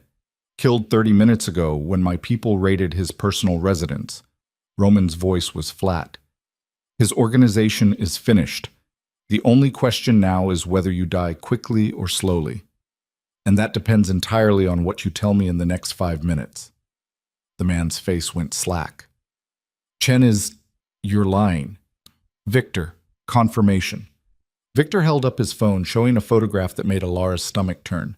She looked away quickly, but not before registering the body, the blood, the finality. The second in command broke.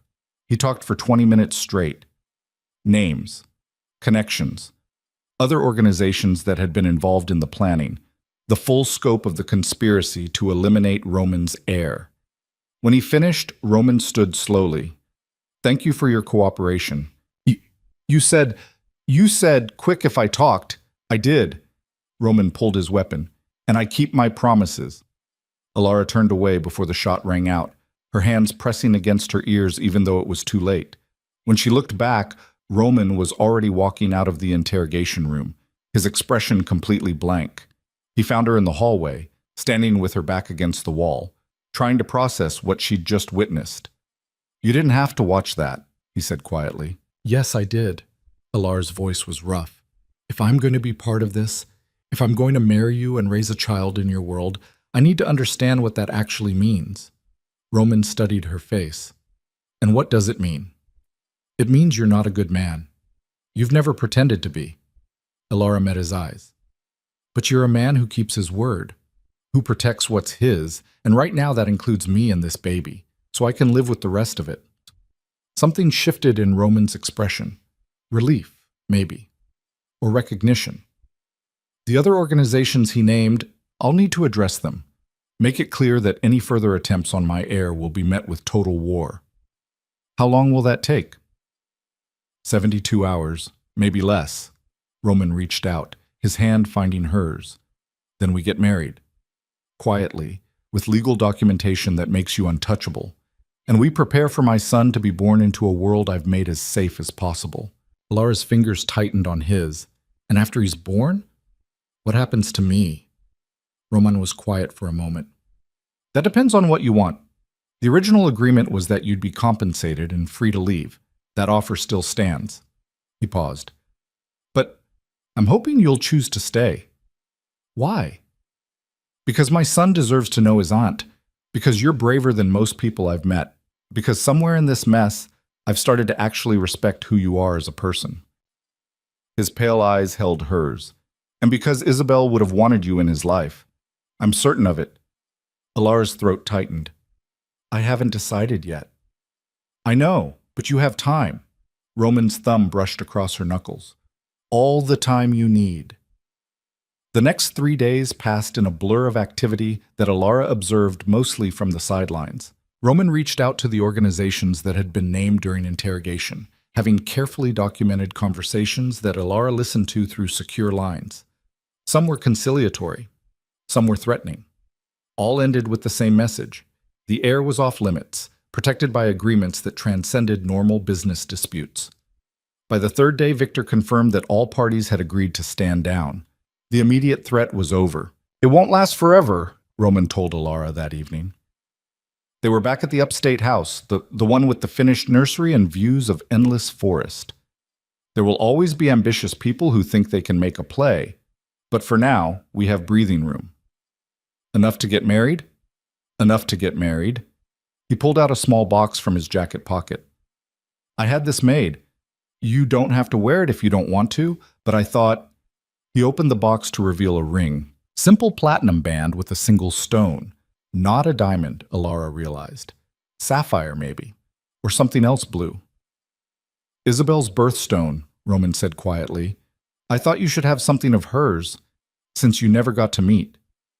Alara took the box with shaking hands. The ring was beautiful in its simplicity.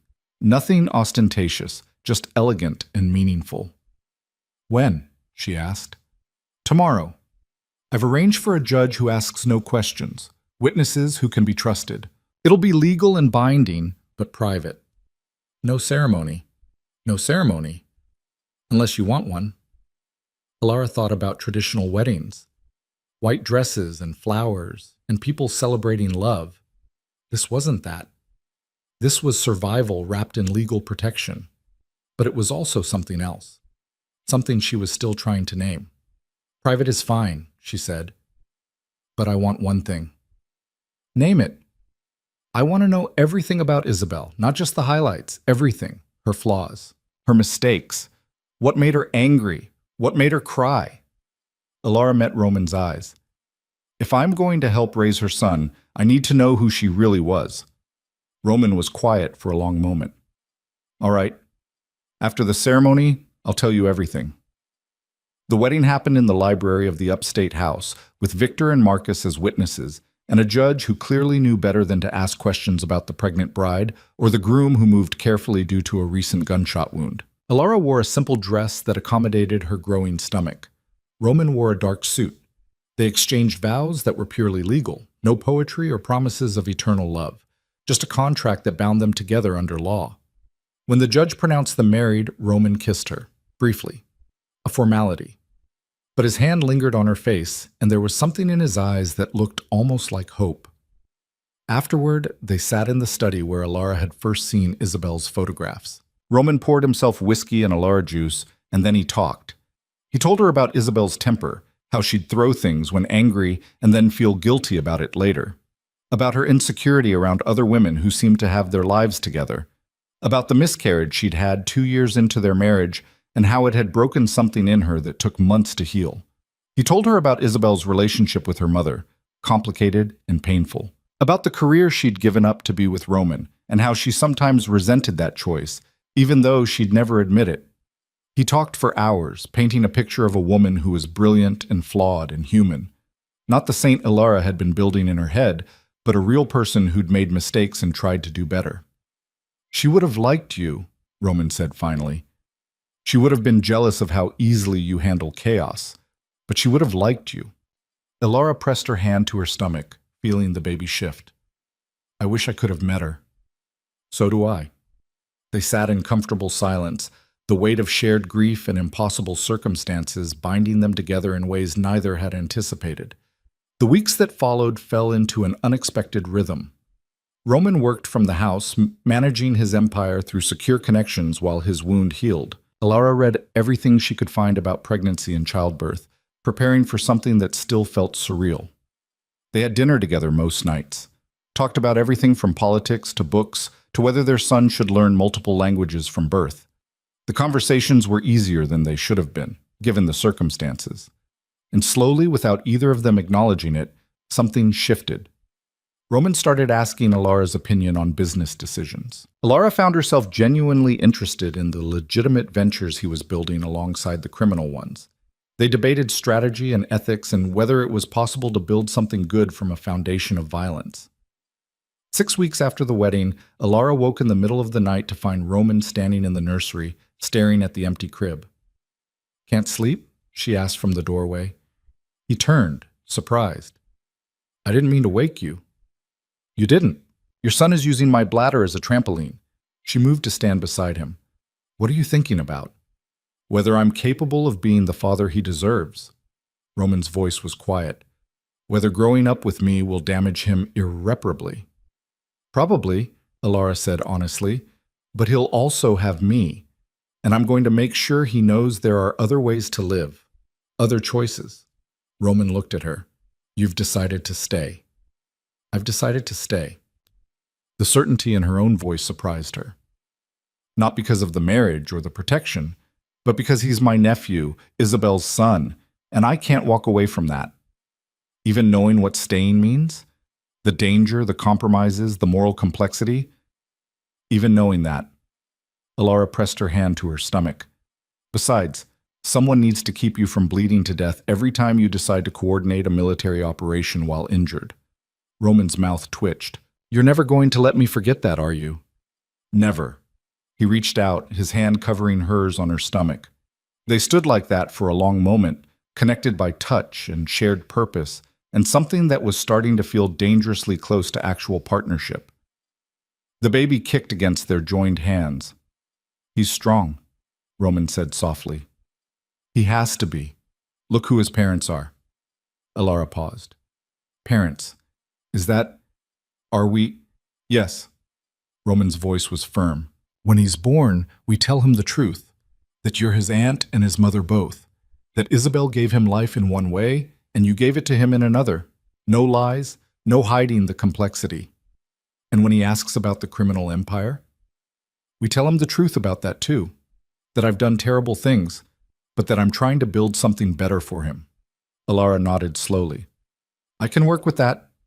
The months that followed passed faster than Alara expected. Her body changed in ways that alternated between fascinating and deeply uncomfortable. Roman attended every doctor's appointment, took notes on fetal development, and asked questions that suggested he'd been reading the same books Alara had. They fought sometimes. About security measures Alara found excessive. About Roman's refusal to fully step back from violent business. About what kind of life they were building and whether it was sustainable. But they also laughed, found common ground in unexpected places. discovered that despite the insane circumstances that had brought them together, they actually liked each other. 8 months into the pregnancy, Alara's water broke at 3 in the morning. She woke Roman calmly, already timing contractions. It's time. He was on his feet immediately, all business. The medical team was already on standby at the house. Roman had insisted on a home birth with hospital-grade equipment, unwilling to risk the security exposure of a traditional hospital. Labor was brutal.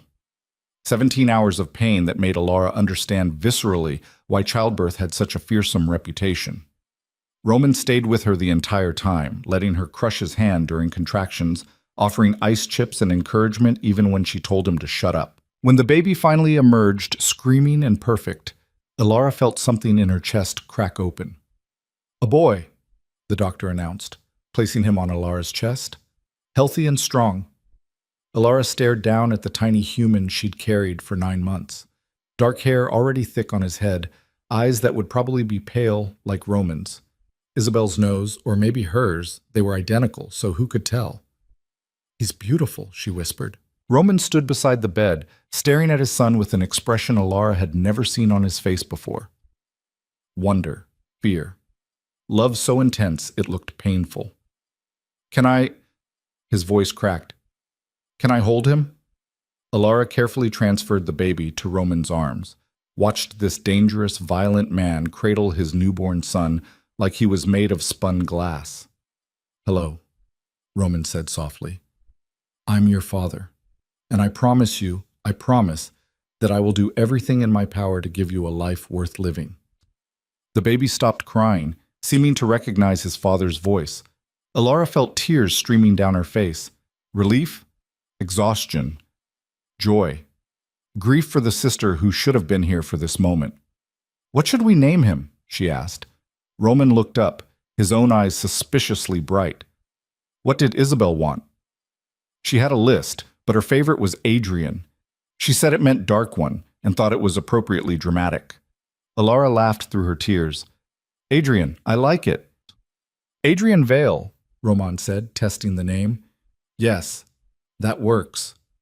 They brought the baby back to Alara and she nursed him while Roman sat on the edge of the bed, one hand on her shoulder, the other gently touching Adrian's tiny fist. "We did it," Alara said quietly. "We kept him safe." "We did it together." Roman's hand tightened on her shoulder. "And we'll keep doing it, for as long as he needs us." The first few weeks with a newborn were chaos. Adrian had powerful lungs and used them frequently. Alara and Roman took turns with night feedings, stumbling through the learning curve of new parenthood. But slowly, they found their rhythm. Roman proved surprisingly competent at diaper changes and soothing fussy babies. Alara discovered a patience she didn't know she possessed. And somewhere in the sleep-deprived haze, Alara realized she was happy. Not in spite of the circumstances, but because of them.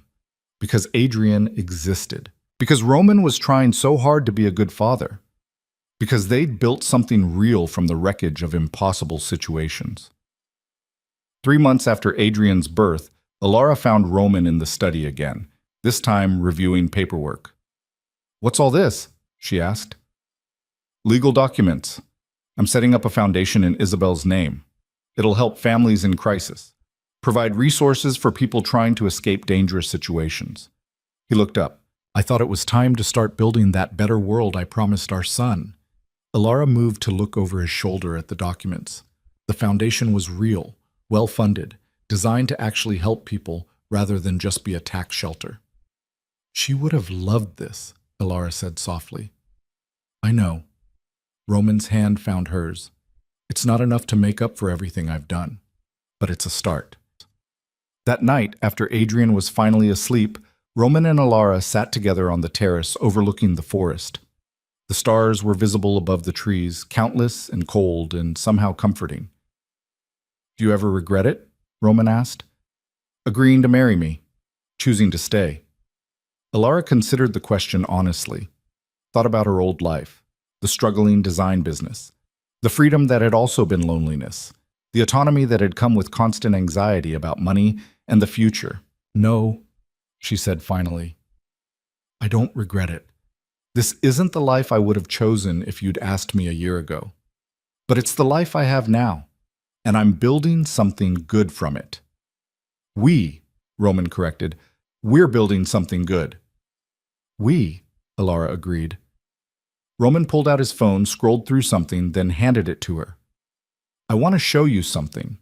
It was a photograph from Isabel's phone, recovered from her personal effects. Isabel at maybe 25, laughing at something off camera, vibrant, alive, so similar to Alara it was uncanny. I look at Adrian sometimes, and I see her, Roman said quietly. The way he scrunches his nose when he's annoyed, the furrow between his eyebrows when he's concentrating. She's still here, in him. And he's lucky, Alara said, because he gets both of us trying to honor her memory, both of us making sure he knows where he came from. Roman's arm slid around her shoulders, and Alara let herself lean into him. This man who'd started as her captor and become her partner, who'd shown her both the worst and best of what human beings were capable of. Thank you, he said, for everything, for staying, for loving our son, for not running when you had every reason to. Thank you for keeping your promises. Alara's hand rested over his, for giving me a family I didn't know I needed.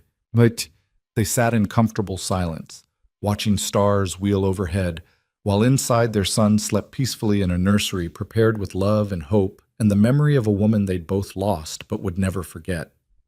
2 years later, Alara stood in that same nursery, watching Adrian sleep in his crib. He was bigger now, no longer an infant, but a toddler with Roman's eyes and Isabel's stubborn chin and a personality that was entirely his own. The foundation Roman had started was thriving. He'd stepped back from the most violent aspects of his business, delegating to trusted people while focusing on legitimate ventures. It wasn't perfect. There were still moral compromises, still danger. But it was better. Alara had started designing again, working from home on projects that interested her. She'd found a new community among the other families in Roman's orbit, people who understood the complexity of loving someone who operated in moral gray areas. And she and Roman had found something she hadn't expected. Not the passionate romance of movies, but something steadier. Partnership built on mutual respect and shared purpose. Affection that had grown from proximity and cooperation into something deeper. They didn't say, "I love you." Neither of them was ready for that weight, but they said other things. "I trust you. I'm glad you're here. We make a good team." And maybe that was enough. Roman appeared in his doorway, freshly showered after a business dinner. He asleep? Finally, he fought it for an hour. Alara moved away from the crib carefully. How was the meeting? Productive. The expansion into legitimate real estate is moving forward. He moved to stand beside her, both of them looking down at their sleeping son. He looks more like Isabel every day. He has your stubborn streak, though. Unfortunately, Roman's hand found the small of Alara's back, a gesture that had become natural over months of co-parenting. I've been thinking. That's usually dangerous, he smiled, about expanding the family, not immediately, but in a year or two maybe. Give Adrian a sibling. Alara turned to look at him, genuinely surprised. You want another child? I want Adrian to have what we didn't. Family, siblings, connections that go beyond just business or obligation. Roman's pale eyes met hers. And I think we've proven we can do this. Build something good together. Alara thought about it. Another pregnancy? Another child? More chaos and sleepless nights and impossible love. I don't know if I can do IVF again, she said carefully. The hormones, the uncertainty. I wasn't suggesting IVF. Roman's hand moved to cup her face. I was suggesting we try naturally, if you want to. No pressure, if you don't. The implications of that hit Alara all at once, shifting from partners in parenting to something more intimate, crossing lines they'd carefully maintained since the marriage. That would change things, she said quietly. Yes, but things have already changed. We're not the same people we were 2 years ago. His thumb brushed her cheekbone. You're not a prisoner anymore. I'm not just trying to protect an asset. We're partners. Friends even. And I think, if you're willing, we could be more than that. Alara's heart hammered in her chest. She searched his face, looking for manipulation or calculation, found only honesty and something that looked like vulnerability. I need time, she said, to think about what that would mean, what I want. Take all the time you need. Roman's hand dropped away. I'm not going anywhere. Over the following weeks, Alara watched Roman with new eyes. Noticed the way he made her coffee exactly how she liked it without asking. How he listened when she talked about her design work, offering genuine feedback rather than just placating her. How he was patient with Adrian's tantrums but firm about boundaries. How he'd changed from the cold crime lord who'd first revealed her impossible situation into someone who actually tried to be better. Not perfect, never perfect, but better.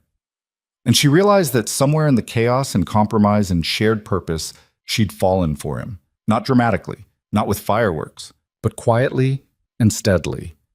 Like learning to trust someone who'd earned it through consistent action. One night, 3 months after his initial suggestion, Alara found Roman in his office reviewing foundation reports. I've been thinking about what you said, she began. He looked up immediately, setting aside his work. And I think... She moved closer, her heart racing. I think maybe we should try.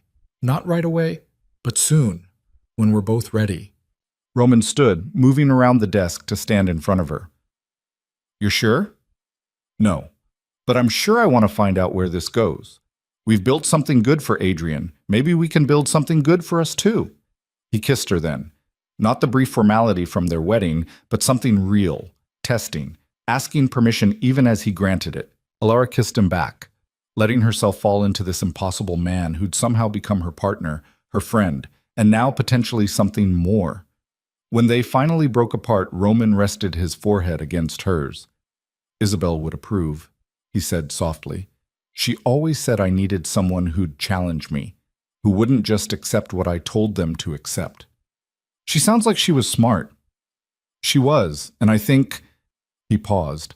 I think she'd be happy that you and I found each other, even if the circumstances were insane.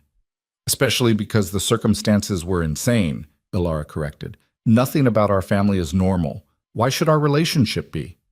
Roman laughed, and the sound was lighter than anything Alara had heard from him before. They stood like that for a long moment, forehead to forehead, breathing each other in, building something new on the foundation of everything they'd survived. Outside, night settled over the forest. In his nursery, Adrian slept peacefully, protected by parents who'd chosen each other through impossible circumstances and decided to keep choosing each other every day after. The threats would never fully disappear.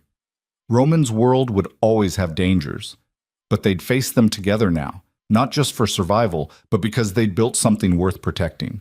A family created from loss and chaos and accidental love. A son who would grow up knowing he was wanted.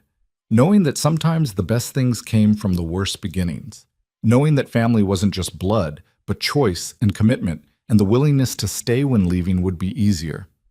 And two people who'd started as captor and captive, who'd become partners, and who were slowly, carefully becoming something neither of them had words for yet. But love, Alara thought, would probably cover it eventually. For now, though, partnership was enough. Partnership. And the promise of more tomorrows together than either of them had expected to have. The story that began with Alara waking in a stranger's mansion, pregnant and trapped, had transformed into something she never could have anticipated. She'd found the sister she never knew she had, even if only in stories and photographs. She'd become a mother to a child who carried that sister's legacy forward, and she'd found a partner in the last person she should have trusted. Life was messy and complicated and morally gray. But it was also beautiful in its own imperfect way. And as Roman's arms wrapped around her in his study, with their son sleeping peacefully down the hall and years of possibilities stretching ahead, Alara decided that imperfect was more than good enough. It was real. And real, she'd learned, was better than any fantasy she could have imagined.